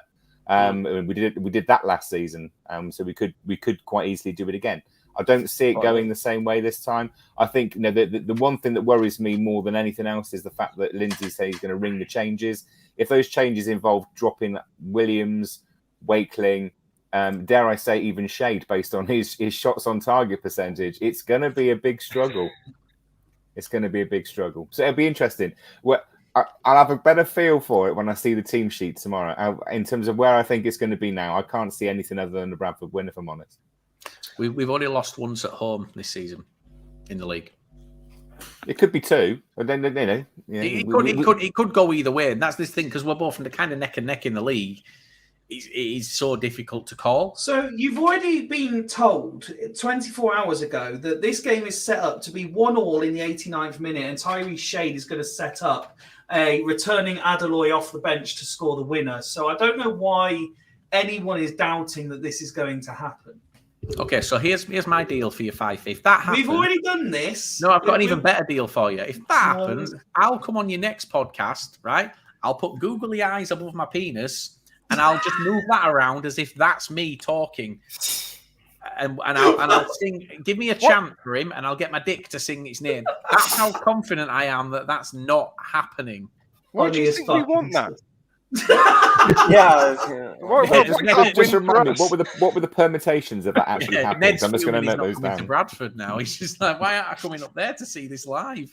So Garv messaged in to say that he's predicting 1-0 Town. Paddy's tweeted in to say, whenever we do Bradford Way, I always like to take time to visit the memorial at the stadium just to remember the 56. Yeah. I think tomorrow is going to be a hard game. Hope I'm wrong, but I can see a 3-1 defeat. And Grant's reply to point that Mark made, in the same sort of place in the league and would accept a 0-0, nay way. Now, hang on. When you're not bottom of the table, Grant, you can have an opinion. Say what you like about Hartlepool. Strongest team in the EFL. They're currently holding up 91 teams. Like this. Woody, I don't think you've had a chance yet to say your bit on this one. I do agree with Mark's points. I think the first goal's key. I don't think it's going to be as tight as we think it's going to be. I generally think one team's going to win 3-0. I think it's going to be one of those games where, like you say, if you get that early goal, the other team's going to struggle. Because the problem is when you've got two sides that like to play decent football, when that football gets disrupted so early on, the opposition side, and this is what happened to Swindon a lot last season. When our football got disrupted, we got annihilated, and the oppositions just knew how to get under our skin. And I'm going to assume that's probably the same with Bradford. If somebody gets under their skin at some point, I think they might fold. So yeah, I generally think it's probably going to be I say 2 or 3-0. I think it is more than anything. I just want an entertaining game. Although all the talk so far it is setting us up for a 0-0. But yeah, I do generally think it'll be 2 or 3-0, and it'll be whoever scores that goal first, obviously. But I think one defence will shut out tomorrow. I think there'll be an early goal. I think there'll be a very early goal tomorrow. That's my only thing that I can predict. I think there'll be someone's going to get up, take the other by surprise, and get that very early goal, and that's going to. I don't think first goal takes it. I think that it could flip. I think second goal is probably more important in this one. I think as well, Mark makes a good point around the changes. I mean, Wazza and I have, preached it quite a few times this season. If we go and we can hopefully play the game that we're been trying to play, but I just don't feel. I feel like if we tinker with a team too much, if you tinker with a winning team, it screams inconsistency, and I'm really worried. I mean, I've only caught glimpses of Lindsay's press conference, but I'm really worried that we almost end up making 3 or 4 changes, and that disrupts things more than anything. But yeah, I think if it'll just be good if both teams can go with the attacking intent more than anything. What I will say, and I didn't think I would actually be saying this already, is I think that Adeloy could actually make a difference tomorrow. Just because he is something different that we haven't utilised up front. Jephcott's not a target man. He's somebody that comes onto a ball late and is able to finish. Wakeling's a little bit powder puff. I think he coming up against some of the more resolute. I love the defensive powder types. puff has become a thing all of a sudden. Like it's not been used all season. And now that's 3 times in this episode. Wakeling has also changed slightly since Jephcott's come in. He's playing a different role now as well, and I think that's probably what Ben's probably alluded to earlier. In all seriousness, but number one, I just think that I don't think Wakeling will have so much energy at the moment. There's just no point. I think we need somebody like that against the likes of Bradford. Somebody who's kind of got that kind of Harry McCurdy energy that's gonna really kind of get under the Bradford City fans. I've never been to Bradford Stadium, so I'm actually quite looking forward to it. But from that side of it, any big, well-supported team, as Liam said earlier, you get the crowd against you, that turns the game completely. Even if you forget the end swapping, if Town get a goal 15, 18, 20 minutes in, that the Bradford fan base are going to turn. Even if it's for 20 minutes, they're going to turn unless they turn it around. So it's but equally, I mean, are we taking enough? I think we've only taken like 400 people. So it's it'd be interesting to see how our fan base do and whether we are completely out silenced. To be fair, we only brought 600 with us in March. So and that was on a Saturday. So to be honest, I know it's during half term and everything like that, but still, Bradford's still a long way to go on a Tuesday night. So we'll be there. Yeah, of course. But I think 320 is actually a really good crowd. Can I just ask there? You mentioned about Adeloy, and you said about target men. You don't want to come and try and play a target man against us. You don't. Not when you've got Critchlow at the back. We've got, but the thing is, we Critchlow. You guys know Critchlow. You know that you don't want to go up against him. However, Matty Platt, who's alongside him, is the best defender in the league on stats when it comes to aerial duels. And then we should have that nailed because our philosophy is based on statistics. So if that's the case, then and he's also, I think he's high up on the on ground duels as well, like getting the ball and passing out from the back. His percentage and stats are like he's got the most in the league so far this season in terms of defenders. I can't remember which one it was, but you don't want to come and play a target man in this game. You need to. Like McCurdy did last season, pass and move on the floor, try and play it around the wing backs or the full backs, depending on what formation we play, whip it in and hope for the best there. But yeah, as far as trying to beat us in the air in defence, that's why we've only conceded 11 goals this season, because we're not, a lot of teams have come to do that. And it just, I wouldn't worry about us being an aerial threat, Liam. It's not really one of our strengths as a side, to be perfectly honest. Not that we've seen yet. Since anyway. about 1998. Exactly. I wouldn't worry about us from set pieces either, because we don't seem to be able to manage to get those in the. We're roping in Gypsy Vivash to take our Yes. Take off their 100%. pieces. 100%. Ben, did you want to add it's something in there? Me? Say again, sorry.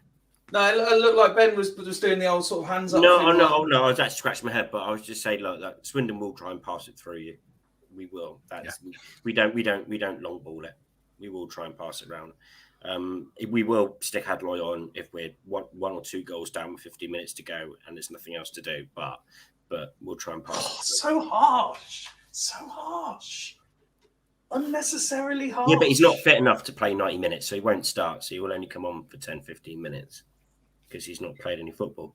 Let him have the first 15 minutes and then take him off.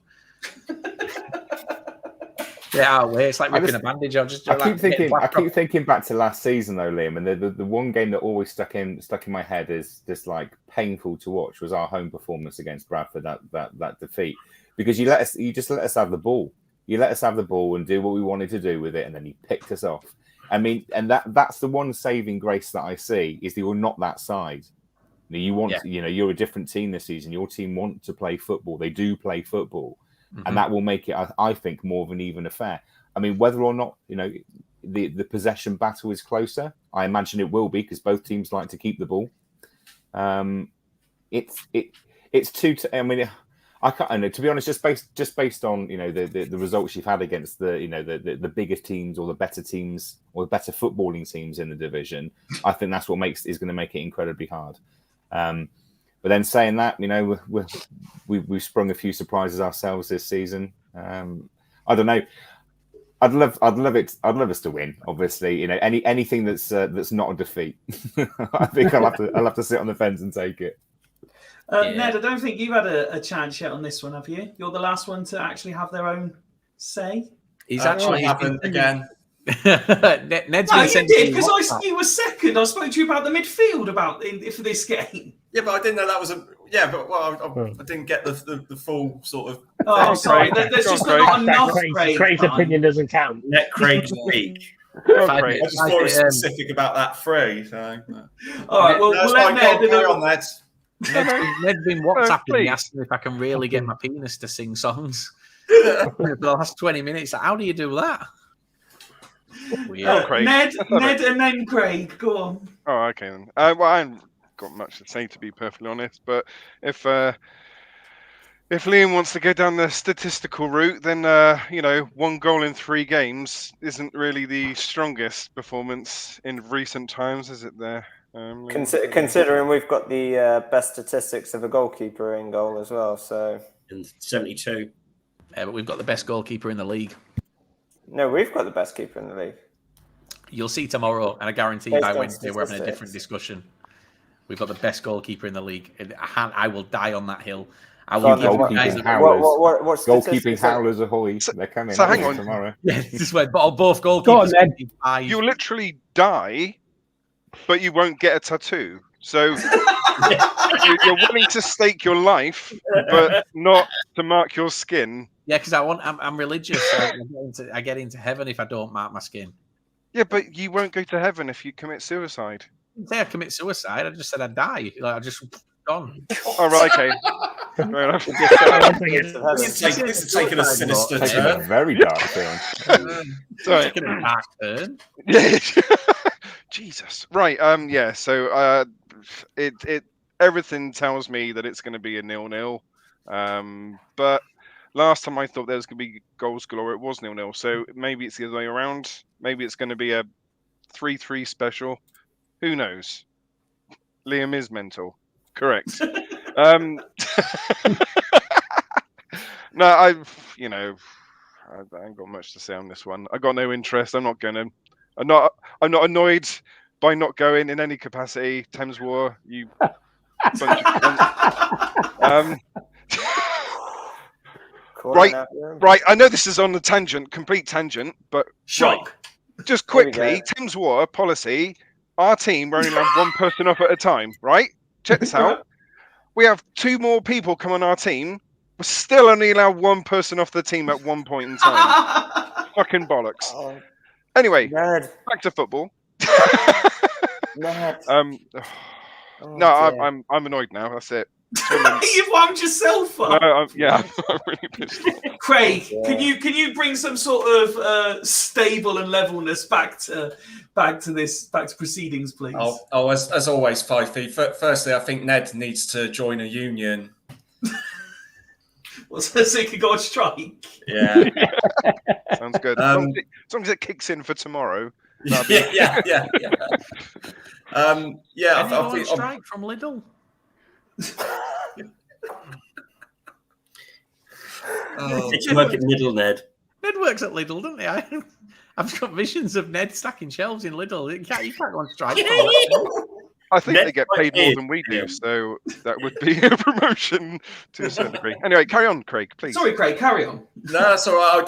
I brought it up, didn't I? So that was my fault. I'm with Woody. I think if Lindsay disrupts a winning side and changes everything tomorrow, I think that's going to go against us. If he starts Reed, I just can't see it happening. I want to see the Reed of last season, don't get me wrong, but he's played about, 10 games this season? And I think it's fair to judge him that he's just not even half the player he was last season. I also think it's going to be down to the tactical side between the two managers. And I think Mark Hughes' experience will see Bradford through. I think it's going to be a tight game. Both teams are going to try and play football. But yeah, I think Mark Hughes will do a number on us because there has been times this season, and fair enough, Lindsay's still learning his trade, but there's been times this season where Lindsay sort of tactically hasn't quite got it right, either through a selection or a change or tactics or formation or whatever. But I'd imagine that Mark Hughes will have that on the nose, and he will, that will see Bradford through to get the win tomorrow. People say first goal is key, but I'm pretty certain in most matches that's always the case anyway. But yeah, it's going to be close. But I think we're gonna struggle to get anything tomorrow, unfortunately. Right, so I normally I refer to myself these days as the guy who asks a couple of questions, and pretty much my only job is to press the buttons. But as match previews go, this has been arguably the most downbeat as a group that the Swindon contingent have been all season. So I'm going to throw it out there and say, based on the conversation that myself and Liam had on Lower League Look yesterday, I am probably the most positive that I'm not saying if, buts or whens. Swindon are going to Bradford tomorrow, are beating Bradford tomorrow, and are bringing back the 3 points. And I was that positive, and Ben had annoyed me that much when we had this conversation that me and Liam have come to an agreement on what happens.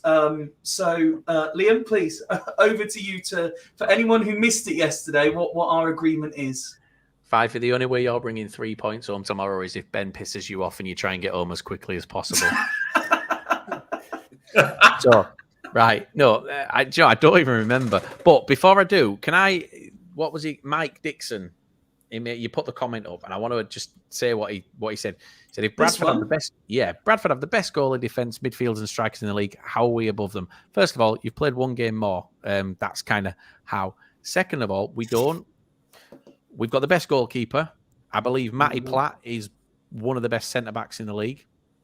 Richie Smallwood, I believe you can't really argue. Richie Smallwood is probably the best central midfielder in the league. And Andy Cook. Andy Cook this season is the best striker in the league. We've got people say Sam Hoskins is not a striker. So we don't have the best strikers. We've got one. One goal in 3 games. It's what, sorry? 1 goal in 3 games. Sorry, carry on. 1 goal in 3 games. 1 goal in 3 games, but you look at 2 of those teams and see that they've conceded 2 of the least amount of goals in the league this season. They don't concede goals. 1 goal in 3 games. But to be fair, hadn't Rochdale only lost 1-0 until they played us? They're only losing like 1. Rochdale were only losing like 1-0. You're as good as Rochdale. There we go. You can have that. Nice one. I've got to cut everyone off here. 1 second. We put 3 past Hartlepool. I'm just pointing that out. Right, so But and that do you know what? just proves the Carry point on. even more. It proves, and do you know what? They weren't bottom of the league then either. So, So- they were better. Sorry to interrupt. Just a couple of things. I've been sent a pic, and I'm not entirely sure if it's just one person having an issue. So Claire had commented, am I the only one seeing Ben on the YouTube stream? And she sent me a picture, and it's just Ben, literally like this on her screen. She can't see any of the rest of us. I've got YouTube open here. I opened it up as soon as she said it, and I've got everyone. So it is just her. And once again, Liam starts talking, and we get inundated with offers. Look, Oh, that's free my girls in your city. Free girls in your city. That's my Free nan. girls in your city. Free girls in your city. Who are you bringing to these podcasts? Viewers. This is Yeah, record-breaking numbers tonight. To be fair, This, it's probably true. this is Liam trying to sort my single life out for me. Working hard. I think it's me. It's me who's typing all these messages. I'm sick of logging in and out of accounts. But yeah, no. Look, we haven't had a great October. I don't think you guys have particularly had a great October. We've had mixed. Yeah, we've had mixed as well. We've had mixed, but we'll see what happens. We played a game less, so I'm literally hanging on to that. Like Ben says, 6 wins in 8. Well, if that's what it's all about. Two losses in 5. 5 wins in 8. So 5 wins in 8. 5 Oh wins in God! 8. Well, that changes everything. There you And are. 2 losses in the last 5. Well, Yeah. I was about to say that if it was 6 wins in 8, we should just write to the EFL and just ask them to give you it this year, because that's it's as good as one. That's the way we do things. Have you not heard, Liam? That's the way we do things. What you've got to appreciate is we've been playing shit and we're still up there. Wait till we actually start yes, playing. Nick. That was the point I've been trying to make. I'm with you, Ben. Mate, I'm with you. Yeah, but When- Nick, when- I give you the same question. How do you know you cannot play shit? We are playing shit. No, but that's what I mean. How do you know that you can play any better if you've not done Because it? it can't get any fucking worse, and we're winning games. It might not be any worse. But you say that. Look at we can Scunthorpe. step it up. We can definitely step up a level. I hope so.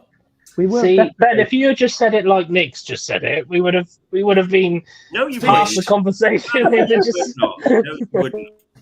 So Right, No, so to clarify, because we've gone completely off on a tangent. I'm not finished yet, Fife. I'm still on my tangent. No, there's one more thing that you guys haven't acknowledged. Roman Reigns? It's your form. Win. Yes. What are we talking mate. about all night is our fucking form. No. Win, loss, win, loss, win, loss, win. That includes shit cup games. It does, but it's still win, loss, win, loss, win, loss, win.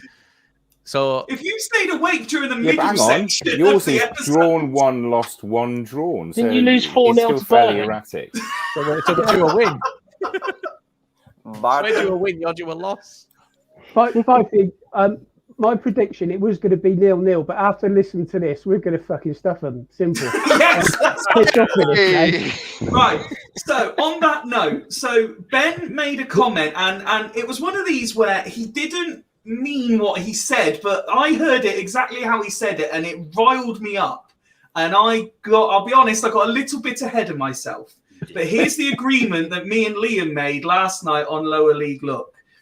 I was that confident after getting riled up that Swindon were going to win that I agreed if we lose at some point this season, I will present an episode of Fools Rush In a Bradford City top. And he agreed that when Swindon win, he will present an episode of one of Lower League Look's episodes in a Swindon shirt. But he went so far as to say, because I then went off on the tangent about Shade setting up Adeloy for the winner, he said that if Adeloy scores, not only will he wear the Swindon shirt, he will get Adeloy's name and number on the back of it. Can I suggest so- though, That's a pretty safe bet. Has Isn't it? Has Adeloy got a number? Has Adeloy got a number yet? Has he got a shirt yet? That's like saying if Lord Lucan wins the Grand National, I tell you what, I'll I'll get a Bradford shirt and put a blooming massive cock on it. Do you know what I mean? It's just completely irrelevant. Don't you Completely mean irrelevant. Shergar? Lord Luke. Lord Lucan was the Lord that he went missing. It was Shergard. That's the point, isn't it? He's not even around. National, Craig. Lower League 606. Lower League Look 606 is audio only. Yeah, No, Liam does plenty of stuff in front of camera. Don't worry. Yeah. We do podcasts, and we've got quite a few lined up. So I've said if you guys win tomorrow, then I will. No. When? If you guys win tomorrow, When? win tomorrow, I will order the shirt back end of this week, and we've got. You ain't getting that till next season. Put it on one of your preview shows. I might order it now and then cancel the order tomorrow night. Just we get Clem to present it to you, Liam.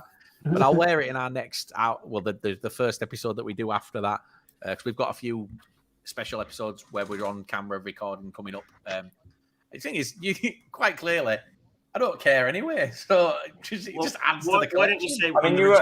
You are wearing an Oldham shirt tonight. So exactly.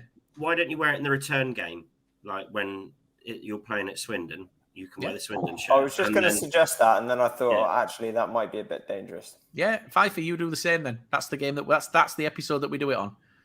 Yeah, the return game. You presenting us. It don't bother me because I know Swindon are winning, so it don't bother me. I've never been more confident for a game this season than I am for this one.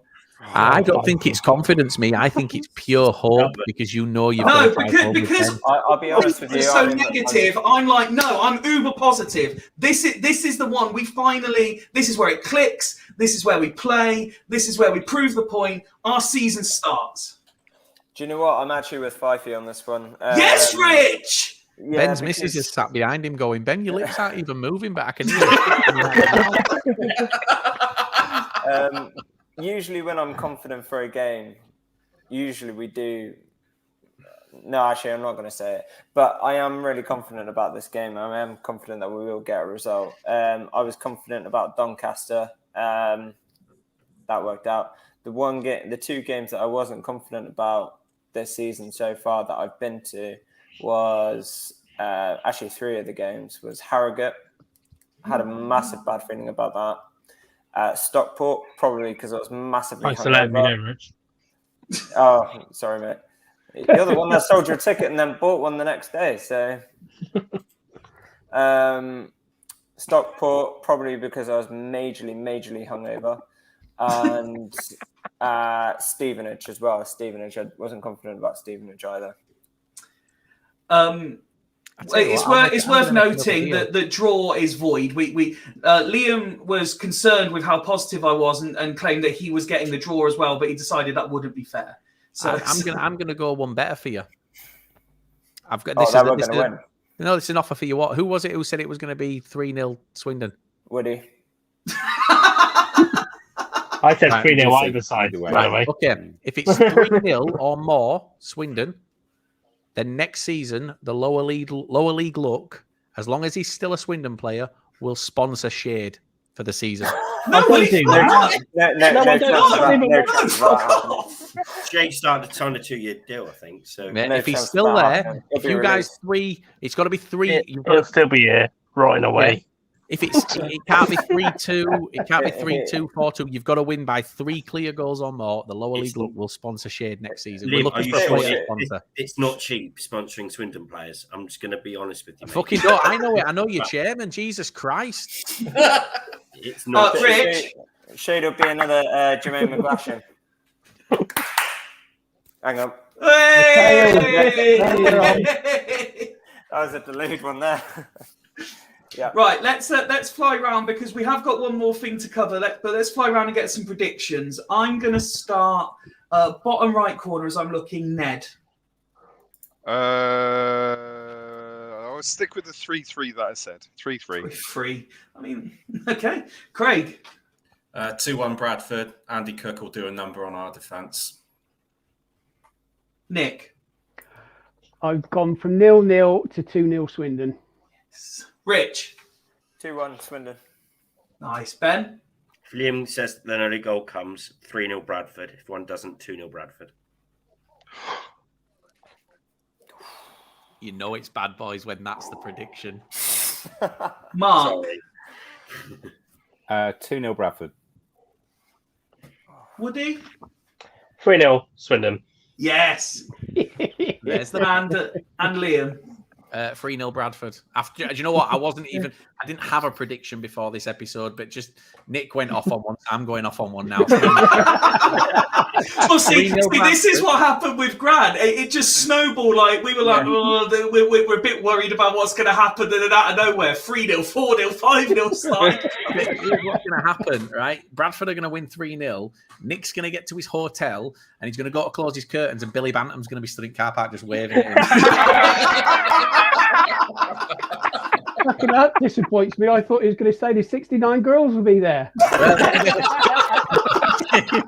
To be fair, Nick, my mum does live down the road. And she said her next husband would be for money. So if you've got some cash, she's all over it.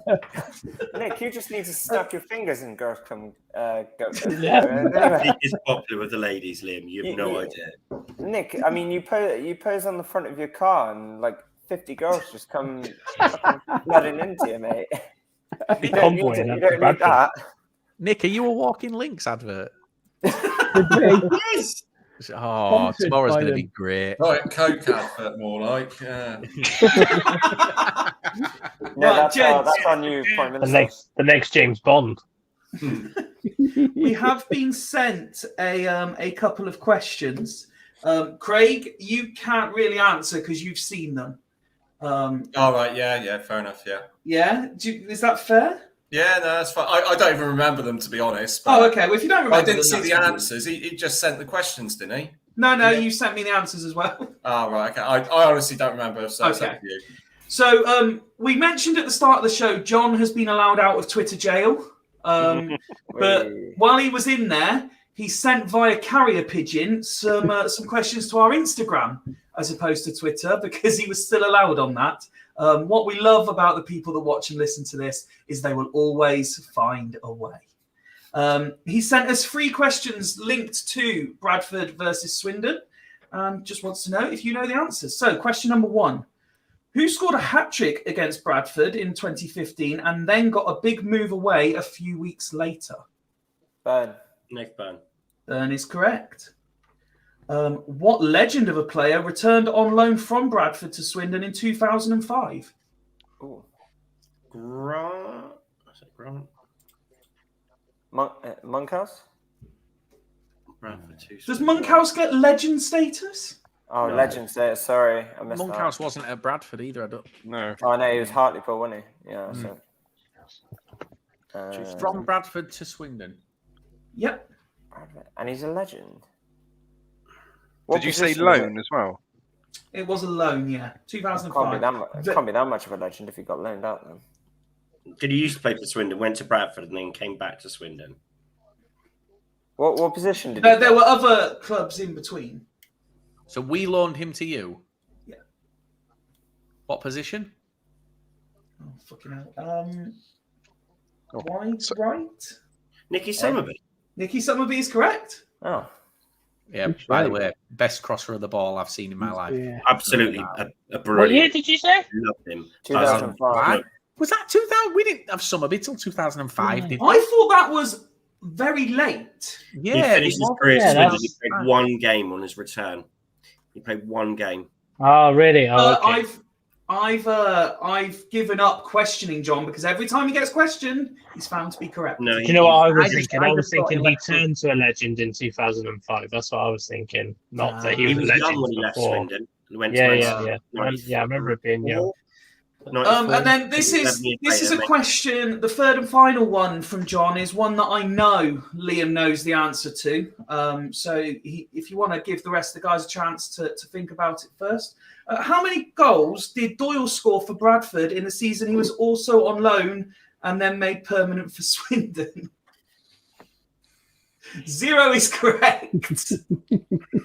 One of the great strikers of that season, in fact, the great striker of that season, and Bradford could not get a fig out of it. If you want your blood to boil, the Swindon Sports Club did an interview with Owen Doyle. Yeah, I saw that. And he's not very complimentary of Bradford. No, he said he purposely smashed that ball over when you played Crawley. Was it Crawley? I think it was. Near the line, but yeah, Yeah, no, it was Crawley. Yeah, it was Crawley. He was openly just tell the manager every day, I don't want to be here. I'm not. I don't want to be here. To be fair, at the time, I don't think anyone blames him. Look at. I see. I wasn't a big fan of that though, because I still think at the end of the day you're a professional footballer. Yeah. So you've still got a job to do. He could have quite easily gone into the club and said, you know what, cancel my contract. I won't take anything out of it. The fact is, he took a wage, so that's why the guy's a piece. I mean, in our eyes, he is a piece of shit. He really is. And I think, it wouldn't have mattered who he's played for. If you do that, you're a piece of shit. You're paid to do a job. You do it to the best of your ability. I guarantee he was happy to take the money every single week. There were never he didn't come to the club on a Friday and go, guys, you paid me again. Nah, guy's a prick. Do you know what I will say, though, after your reactions and all your zeros and you're thinking it's funny, I'm going to change 4-0 Bradford, please. Just get back. Doyle, his gripe was because Bradford say, we don't want you anymore. You can go. And then called him back because he started scoring goals. Yeah, but he was with us before that. He was shit for us before that. He got sent out. Yeah, I was going to say, yeah. They just listen to his interview. Was he shit, or did he just not want to get angry? I mean, he was. He would literally put the ball at his feet. He would try and trap it, and it would go 6 foot. Put it this way: I have fonder memories of Theo Robinson at Bradford than I do of Owen Doyle. Theo Robinson not only scored more goals, he scored our goal of the season. Who was that against? Did anyone remember our goal? Oh yeah, sorry, yeah, you guys, yeah. Just like to change my prediction: 2-0 Swindon.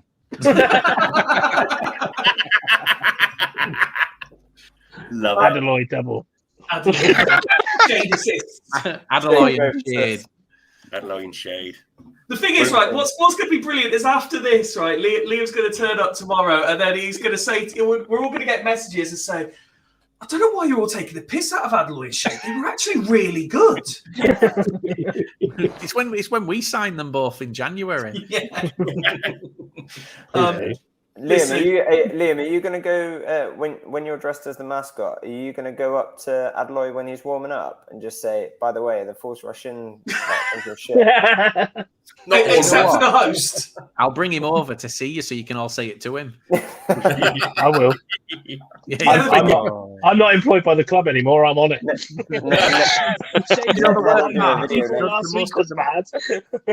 I've got my. You've got your little thing for the journey home. If you guys win, Woody and Ben, I've got my little thing that I'm doing before the game.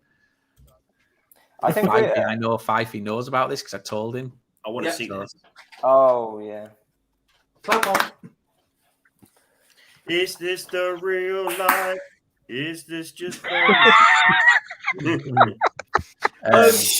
yeah, so I'm very much looking forward to seeing what you've told me about Liam play out. But we've passed the 2-hour mark. It is Monday night, and the majority of us have got a long travel tomorrow. Liam, first of all, yes. Sorry, can we just give a shout out to Mike Dixon? I said I'd give him a shout. Oh, yes, sorry, yes. I was meant to. Yeah. Do you want to? Yeah, no, okay, yeah, absolutely. So anyone who's been watching or listening to this for a while knows Mike Dixon. The name comes up a lot. He's done a lot for us. He's supplied a number of quiz questions that have rattled the brains of the panelists. He's a regular in the comment section. He's a regular tweeting stuff into us throughout the week and generally keeping the conversation going. And Nick went to... Does anyone want a cat? Kurt Zuma. Wow.